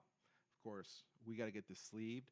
As you guys can see, I have my CEO playmat, and we're gonna be sleeving these up and taking them with us to CEO because there's gonna be a TCG area set up at CEO, and I know a lot of the guys that we're going with are taking their cards. So we're definitely going to be having some fun with that as well. So let's take a look at our booster, collector booster sample pack. I hate opening these things because I'm afraid I'm going to bend something. Let's take a look at what we got. All right. Here we are. Ooh, okay. This is from Final Fantasy VI. Straggle and Realm. And Soldier Military Program. All right. And there's more where that came from. They should have never given us this much power. So that is our Magic the Gathering Final Fantasy VII Cloud Commander deck. Let me know what you guys think. We'll also do another, we'll see another video here on the Titus one as well. And hopefully I'll get my hands on the Terra one, and I'll let you guys know how these play. All right. All right, y'all. Welcome back. The next thing I wanted to talk about, real quick, I just want to do a quick rundown on wrestling. We had the match with Cena versus CM Punk at Night of Champions in Saudi Arabia, and my childhood, I was reliving it, and it was fantastic to see those two go at it again. But there was one more. There's an event that happened this weekend. Two events, technically. Saturday night's main event. Sad to see that Seth Rollins got hurt or injured his knee. We don't know the extent of it just yet. There was an MRI that was going to be done, but it didn't look great, especially with him being Mr. Money in the Bank. But Gunther faced Goldberg for the title, and it was Goldberg's retirement match. We're going to fast forward through all that. This is what I want to focus on. After 7 long years, we had another Evolution premium live event, pay-per-view I always call them, because that's what I always used to call them, but they're not that anymore apparently. We call them premium live events, or PLEs. The all-women's event. And let me tell you something. I got two things. I got one very important thing I need to say, and I'll get into it in a little. This needs to be a yearly event. The ladies rocked the damn house. This event, both of them really, but specifically this event, felt so rushed. It was just like, I don't know where we're doing this, right? We opened up with the Intercontinental Championship, the Women's Intercontinental Championship match, the triple threat, Becky Lynch as the champion, Lyra Valkyria, and Bayley. And they just rocked it. And I thought, ooh, did they go to a little too hard in the paint, and then everything's going to be just kind of Nah. After that, to go into the NXT Women's Championship match between JC Jane and Jordan Grace. Fatal Influence in one corner, and Blake Monroe and the other. Another fantastic match. People that say that JC Jane don't deserve to be champion, they dumb. Sorry. Just going to put it that way. We had the no holds barred match between Jade Cargill and Naomi, and that was amazing. It was just a not. It was just. It was violent. It was just everything you want out of a no holds barred match, with Bianca Belair as the special guest referee. On top of that, there was the women's battle royale, which was won by La Primera, Stephanie Vaquer, who is going to get a title shot at Clash at the Castle in France. And we also had the Fatal 4-Way Tag Team title match. It was Roxanne and Raquel defending the championships together for the first time as a team. You had the Kabuki Warriors. You had why am I blank? Oh, Zarya and Sol Ruka, and we had Charlotte and Alexa. And let me tell you, in the end, the championship was retained, but each team shined in their own way, and the stories that were built out of that, just everything about it. I was rooting for Charlotte and Alexa. We had the crowd chanting for Charlotte, which has not happened recently. There's been a lot of hate towards Charlotte. She's not my favorite, but Alexa is, so we cheer. But we had the crowd chanting for Charlotte. The moment at the end where they're not friends. They're just allies of convenience type thing, and how that's developing. Just everything that happened in the match was fantastic. We had the match with Trish Stratus versus Tiffany Stratton. That in the end, it kind of felt like Trish was saying that was it, but she didn't come out and say it. So we'll see how that plays. But also another great match. And then we had the WWE Women's World Title match between Io Sky and Rhea Ripley, and I kid you not, they killed it. But let me say this: Io Sky, greatest wrestler on the planet, bar none. That's it. There's no argument. That match was amazing, and to close it out, the cash in by Naomi. This needs to be a yearly event. Period. You give the women the time, and they're going to kill it each and every time. They proved it at the first one. They've proved it now at the second one. 7 years later, just make it happen.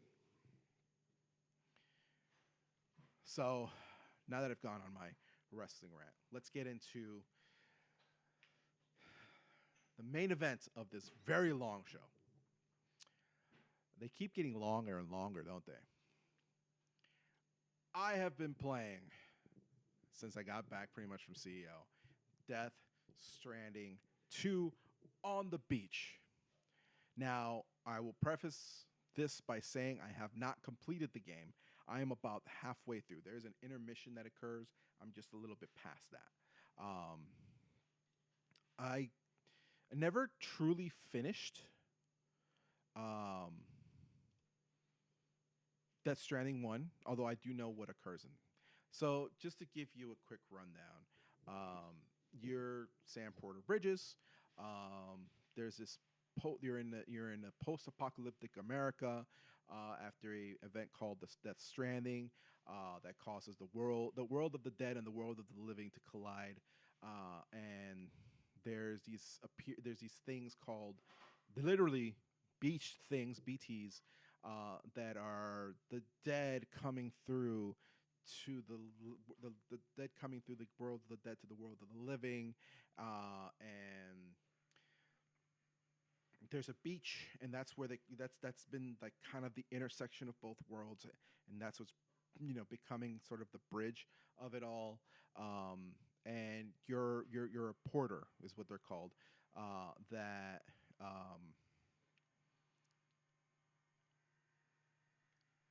that basically you're delivering stuff. This is Norman Reedus' character. He's got a unique condition called dooms, uh, which gives him a limited resistance to beach things, and he has a link to the beach, which is the space between the world of the living, and the world of the dead. He's also a repatriate, which means when he dies, he goes to the beach, and he comes back to life. He never actually dies per se. Um, and your objective is you're trying to connect the world, and you have this baby you carry. It's called a bridge baby, a BB, and it's a fetus that helps you detect beach things, the BTs, the little ghosts that come from the other world. Um, and I'm trying to give you the synopsis of the first game as best I can without going too deep into spoilers. But um, you've come to find out that um,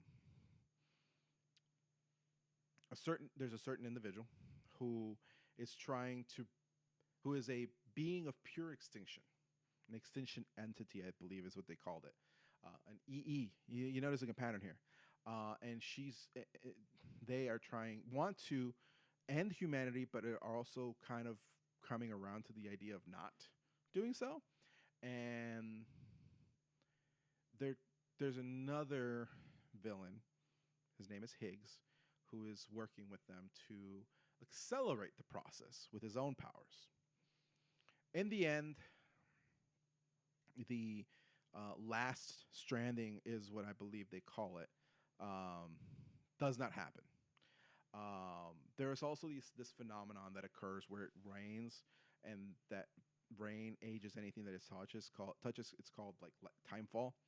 Um, if people die, they have to be like incinerated because um, if beach things come and try to take them, it'll cause a pretty much an explosion that's kind of like a nuke going off called Void Out. So going into that Stranding 2, you're picking up, I don't know how long, I can't remember exactly how long after the first game. The BB that you have, you grow attached to it and you build a connection with it, and essentially you think you died in the end of the game, but then you come to find out it survives. It's something like that, and you take it out of the pod because again they're fetuses, so they're technically not born children. And we named it Lou, and Lou is growing up. So I have some footage here from the game that I'll go into, but you pick up at the game. So we'll go through the intro. Once there was an explosion, and this is the intro to the second game. A bang that echoed around the world, a phenomenon known as the Death Stranding. Beach things, lost spirits of the dead, found their way into our midst. When they came into contact with the living, the result was instant annihilation, a void out. Since most could neither see nor sense BTs, people lived in fear of them, withdrawing from the outside world. And that is the objective of the first game. You're connecting the United Cities of America. Cities became isolated and humanity crept towards extinction. To unite what was left of America, a porter named Sam forged a bond with a bridge baby, BB, called Lou, who possessed a special connection to the other side. Together, they journeyed west across the continent, reconnecting the people through the chiral network. This is going to be very important. But on the day that the United Cities of America celebrated the nation's rebirth, Sam and Lou vanished without trace. Though UCA officials attempted to track them down, the pair's whereabouts remain unknown.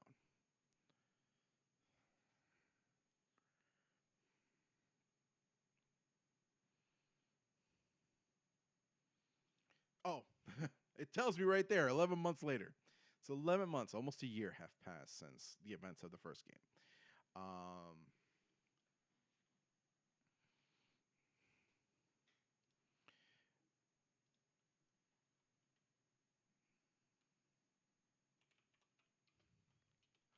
It's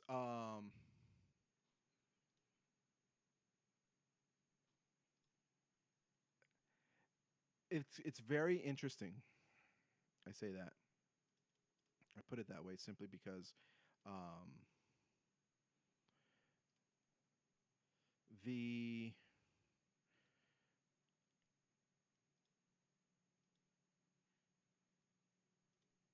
while there's a lot of lore behind the game, there is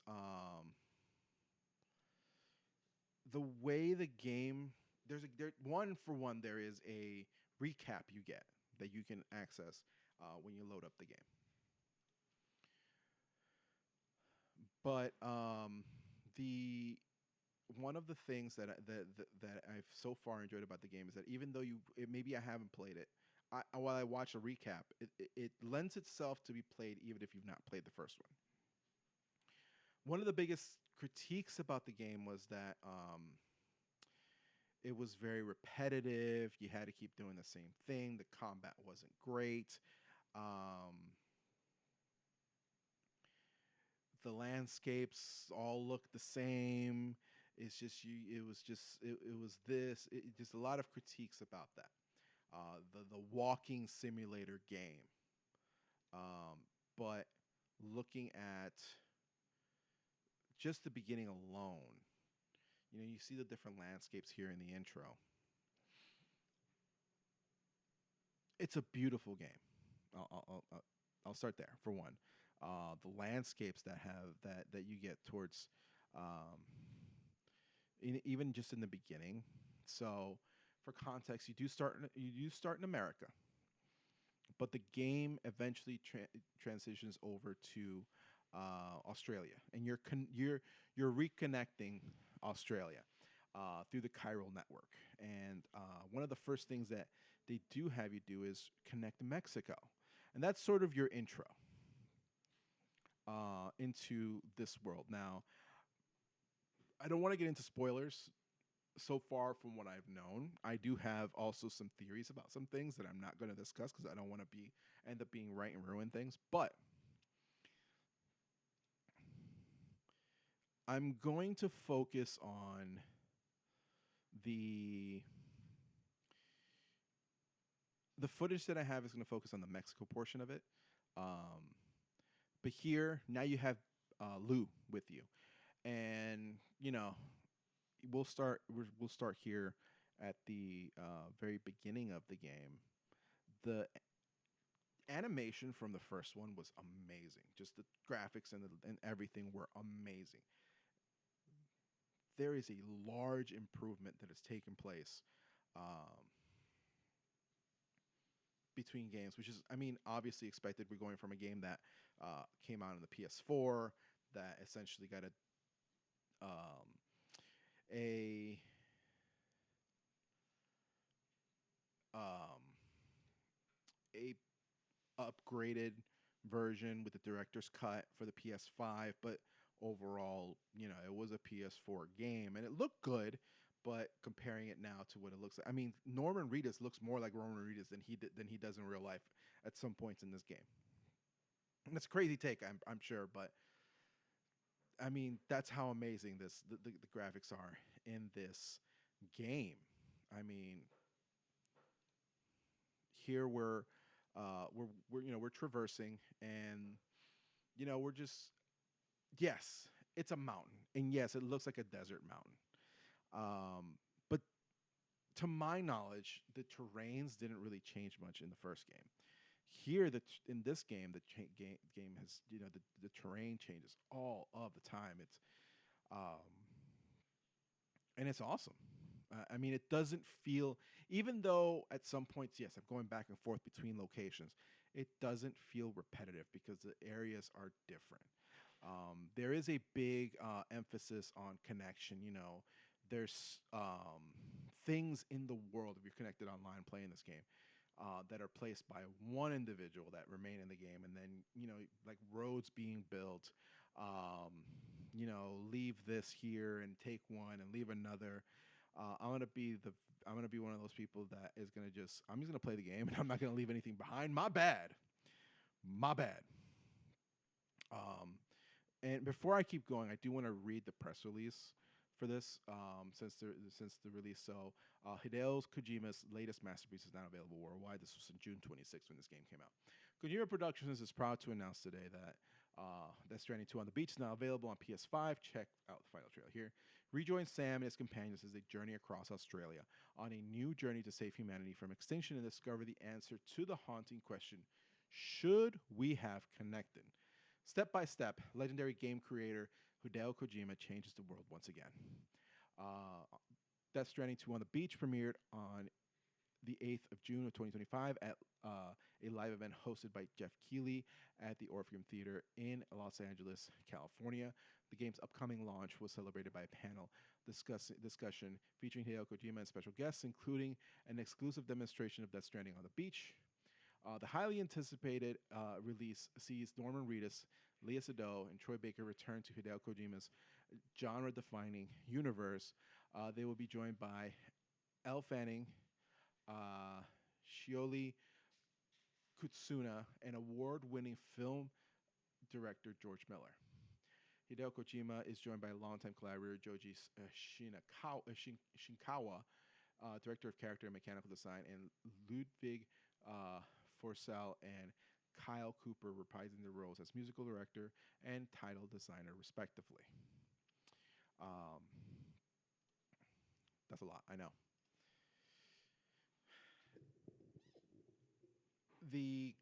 A lot of the criticisms that were about the first game, you can see where Kojima went and took that feedback and tried to improve the game.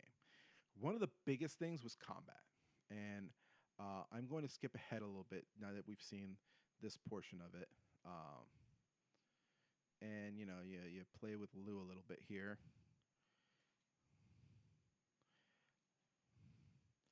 But you'll see as we go forward, the rain comes in. So the weather mechanics are crazy. If there isn't a specific area where you walk into and it always rains, right? No, it's like you could be in any area and it'll start raining. It'll start raining. Now, since we stopped the extinction and we connected the chiral network in the first game, in America, timefall doesn't really affect us.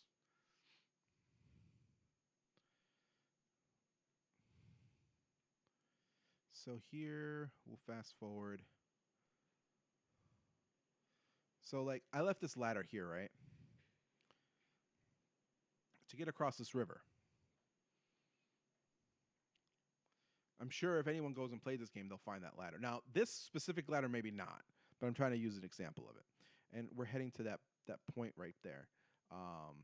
But here, we're arriving at our home. And the intro to this is crazy because you find out what this is all about. It's kind of funny.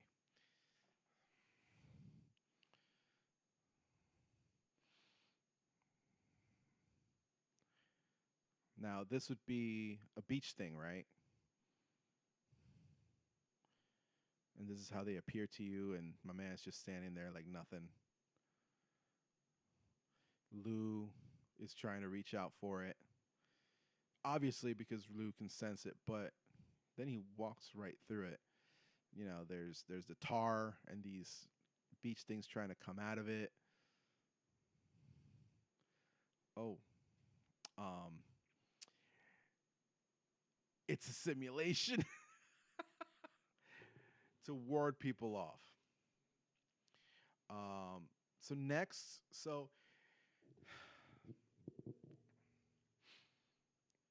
to those of you who have played Metal Gear Solid 5, this is going to showcase a lot of elements that I feel came from Metal Gear Solid 5, the Phantom Pain. Marking the individuals of where they're located. So these are enemies, and we're trying to sneak through that area without getting into a fight.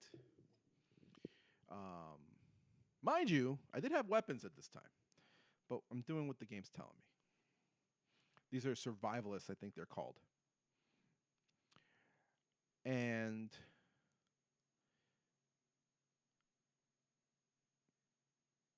the tall grass, I can use the tall grass to hide. I can mark certain things. again, this is all very reminiscent to Metal Gear Solid 5. I feel like a lot of the combat mechanics from Metal Gear Solid 5 were used for this based on the critiques that the first game had. Um,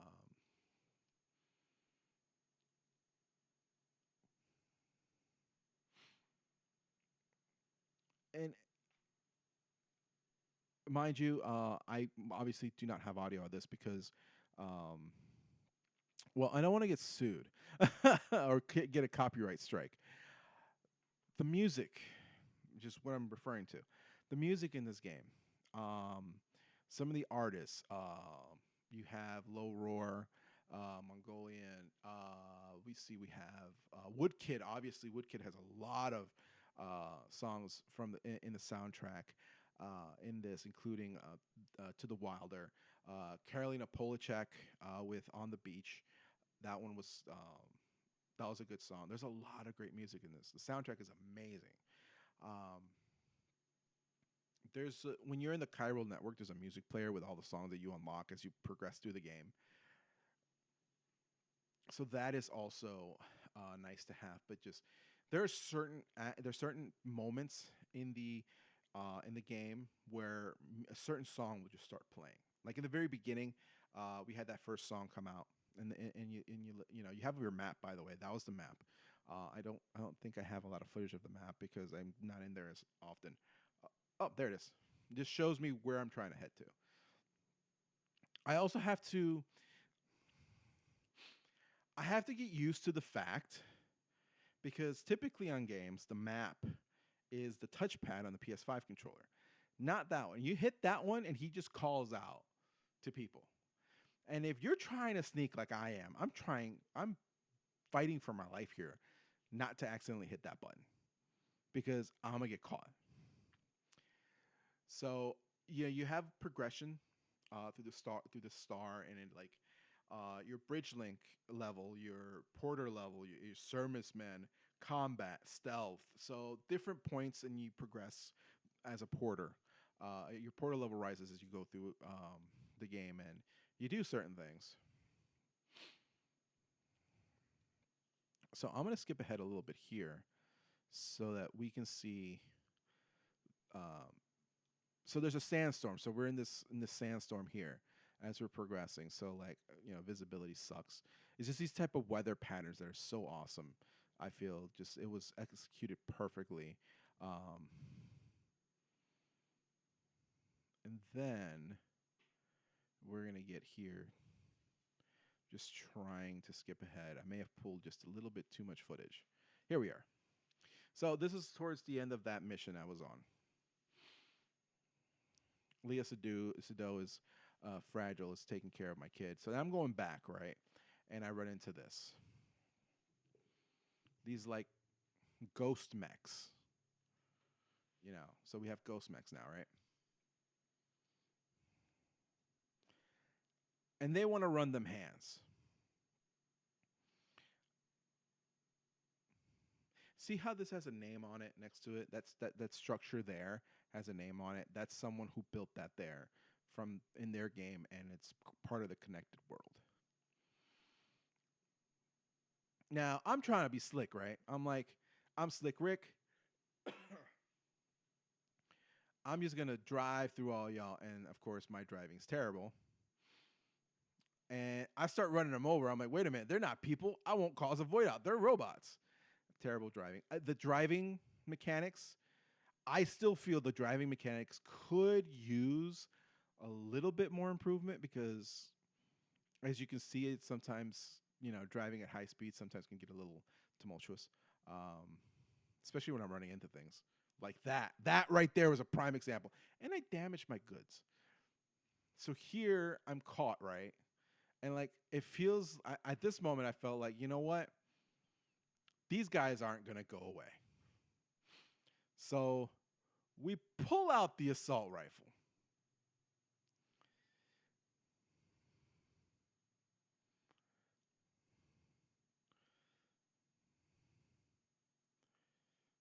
And again, I mean, we went straight. I feel like it goes. It features a very like basic shooter type mechanic for the for the combat. You can also, like in the original game, use your strand, your rope, to take down enemies, especially stealthily. Um, and as the game progresses, people that you make deliveries to, as you increase your porter level with that, your delivery level with them, you will earn new quote unquote schematics, I guess you could say, for weapon fabrication. That, like for example, my assault rifle is a silenced lightweight assault rifle. So the weight that I'm carrying with all the stuff that I'm carrying isn't as much because it's a lightweight one. I was able to unlock the bola gun, which is just like, it's like a shoots like a bola thing and wraps around the enemies to like tangle them up. So that's awesome. These weapons make noise, so if you're trying to be sneaky, you can't use that for sneakiness. But there's other weapons. There's like a trank gun that I found. I'm going straight trank on everyone now. This is a machine gun as well. You see how everything's packaged in those boxes. So like a lot of the boxes that I have on me are the weapons. This is multi-purpose ammunition, the MP. We also have rubber bullet ones that that are used, but they're for non-lethal neutralization of human targets. So the whole point is, you don't want to kill someone, one of your enemies, and then cause a void out. So, if you killed someone, you would cause a void out. So we're trying to avoid that. So a lot of the bullets they use are non-lethal bullets.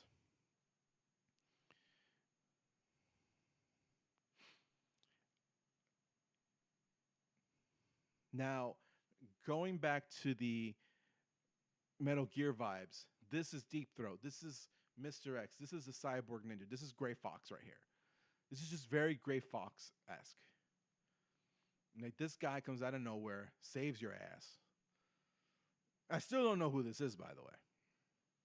As far into the game as I've gotten, I've encountered this individual several times, have yet to figure out who they are. Boom. It's so awesome. I actually found I fought some ghost mechs that had swords that I've been using. I've been using the sword. It's so badass. Now, initially when we encountered, I thought he was coming after me.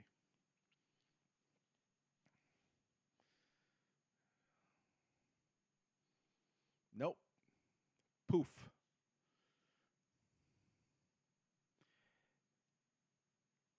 We also there's VR missions. And we'll go through one just because I find it hilarious that it's Metal Gear Solid. It's Metal Gear Solid to the T. So I'm making my way to the goal without being detected. Come on, this is like VR mission 1 in Metal Gear Solid 1.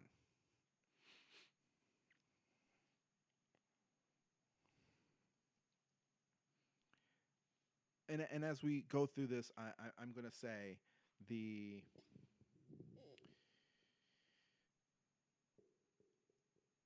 the story is captivating for one. I mean, it's weird and it's Kojima, and we know. Look, I went into Death Stranding 2 not knowing what the hell I was going into, even knowing after knowing what happened in one, still not knowing what the hell was going on based on the trailers. I can tell you this much right now: I know about 25% of what's going on in this game still, and I have my theories, but I'm not sure about them yet. I got spotted in this one, so I have to start over. I was able to get through this area, and I just want everyone to see the finish because it's fantastic. But I'm really interested in the story. The characters are fantastic. Rainey, I love Rainey so much, but I would go as far as to say that overall, my two favorite characters are still Fragile and Tomorrow. And I will show you why, just because of how badass this specific scene was. And I apologize because it is a little spoilery, but so, don't watch it if you don't want to. See, it's Metal Gear Solid. But we're going to skip ahead just because we did a lot of VR missions in this. Um, you're making deliveries. We're doing the thing. And this scene right here, I'm trying to get to that very end scene because it's pretty much here it is. So tomorrow went missing after we met tomorrow. We saved her and she's on her the DHV Magellan. I kid you not, I'm tired of that name. We can't call it the Magellan. We have to call it DHV Magellan. But we're getting attacked by these guys and all of a sudden here's tomorrow. I also want to give a huge credit to Woodkid. You won't be able to hear this. I wish I didn't have the glasses on. But the music that's playing during this scene is so fucking badass. And and I do believe a lot of this was shown, part of this was shown in the trailer. But here's tomorrow, and she just goes into the tar. And that's her power. She goes into the tar, and she comes out, and boom.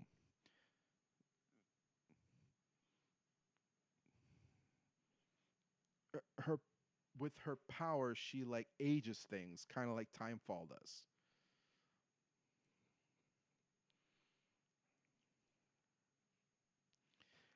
The that to me, that in itself, this scene right here made Tomorrow my favorite character, just of how badass she's just whooping ass. I I'm Sam, and I'm like, here, let me shoot these motherfuckers that you're pretty much doing the heavy lifting with, and she's just whooping ass with her powers. So that's Stranding 2. Um, like I said, I'm midpoint through the game, but I'm having fun. It doesn't feel repetitive, even though at some points I am going back and forth between the same areas of connection. Um, it's just it's fun. The it's not like I'm while I'm seeing the same terrain, the terrain is changing as I go through. I'm discovering new things, and we're as I continue to level up my porter grade, and I'm finding lost cargo and delivering it. One of the things that I really enjoy is that I don't have to make the trek completely back to like the beginning of Australia. Um, because the game does eventually shift, and you'll see why if you play the game, how we shift over to Australia. The DHV Magellan, that I'm just going to come out and say it, it's the head of Metal Gear Rex. That's pretty much what it is. It's the ship that travels the tar currents between worlds, I guess you could say. You can transport through the currents to the different posts that you've made connections with, the big posts you make connections with. So like if I'm like at the very end of where we are on one part of Australia, and and I need to deliver something at the ass end of Australia, I can use the DHV Magellan. And it's gotten stuck in my head to say it that way. They've conditioned me because I just wish they would just call it the Magellan, but it's the DHV Magellan, and they make it a point. And it transports you to that area. I can drop off the cargo, get back into the Magellan, go back to the point that I was at, and continue my story. The vehicles are awesome. So far, I've unlocked the tricycle that you saw me using. That's pretty much my favorite vehicle, just because it's fast. I can load stuff on it, but you know, but there's been missions where I have to use the big truck, um, just because it's a large delivery. I can't carry it all, so we load it up in the truck, and it's got some cool attachments and enhancements that you can put to it. One of the things that I can do in the tricycle is that if I'm driving by a piece of lost cargo, I can just drive by it and I can pick it up. Well, when I originally got the truck, I couldn't do that because it's too high up. But there is you unlock an attachment um, that literally scans for lost cargo, and if it detects it, it like sucks it up and it puts it into the truck. And like the cargo hold of the truck is huge, so that was fun. So if I wanted to go back to that, and I might have to just because the cargoes are getting bigger, I could use that. So again, I've been having a lot of fun with this game. I've really been. I'm so enthralled with the story that, like I said, I'm theorizing things. One of the things that I love about games is with stories, and why I go towards games with stories is that you get so deep into the world that you're like, what if this is, or it makes you think, and that's one thing I love about games is that it makes it makes you think about a different world and really get into, you try to get into the mind of that creator essentially, and getting into Hideo Kojima's mind is a little scary, but we're there. So it's just been a lot of fun. I plan on completing this game, and I plan on then going back to Clear Obscure and finishing that because I never did get around to finishing that. I never even finished Act 1, but I got pretty close. Now, when I did my review of Clair Obscure Expedition 33, I said, it's my game of the year. I don't think anything's going to top it. I feel the way Death Stranding 2 has latched onto me since I picked the game up and have not put it down. Like, I'm not playing fighting games as much as as I should be post CEO because of this game.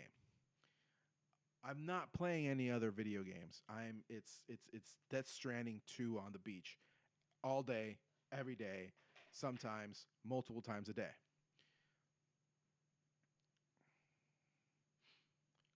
I have to give it a 10. Like I maybe 10 is a little aggressive. 9.5. Maybe 10. I'm not sure yet. I have to finish it. But it's giving Clair Obscure a run for its money, and I think it might be my game of the year. Now, I say that now. It might change. There's a lot of things coming out this year still that I still have to get my hands on. There's Ghost of Yote that we'll talk about on the next episode because there was a big showcase. A lot of awesome things that got announced there. But looking at how story, graphic design, music, the whole night, everything has been hitting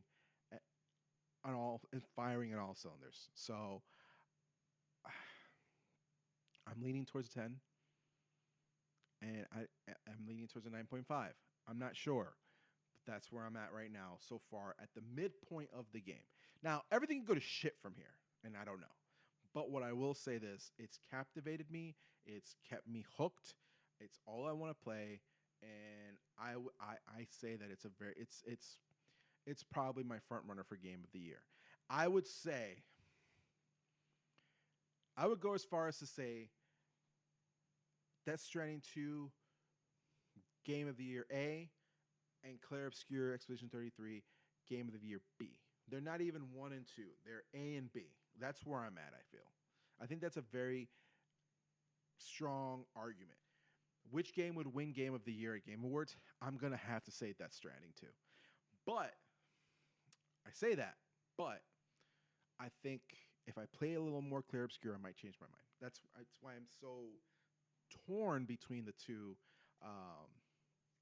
right now. So if you've played Death Stranding 2, let me know what you think. Try to keep it spoiler free because I don't want to ruin things. I think the most spoilery thing was that clip, just because I was so excited to show somebody, because I had to show people because it was just such an awesome clip. But let me know what you think on Death Stranding 2. With that, we're going to close out the show. But I do have one more announcement. We had the logo reveal. but I wanted to save this for last. We will be on, we are working towards being on audio podcast platforms. That means Apple Podcasts, Spotify Podcasts, the works.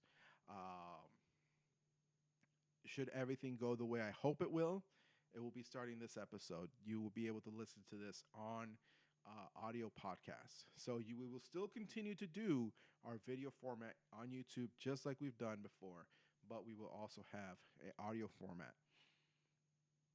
And that's been something that I've been working towards, and I think that now is the best time. And like I said, we'll start with this episode, but I'm also going to go back and post audio versions of previous episodes as well. So keep an eye out for that. I'll make the official announcement on socials, but I want to say 12 episodes in. Thank you all for the support. Those that have watched, commented, subscribed. Thank you for the ongoing support. I say it all the time. But also, the same way you support me, support others as well, other creators. Again, I can't give more props to my boy Tengu for putting together that logo. He's done a couple of others before, so I knew that this was going to be a banger, and the people that in my close circle that I've gotten to share that with before I revealed it on social media were very excited about it and thought this was perfect.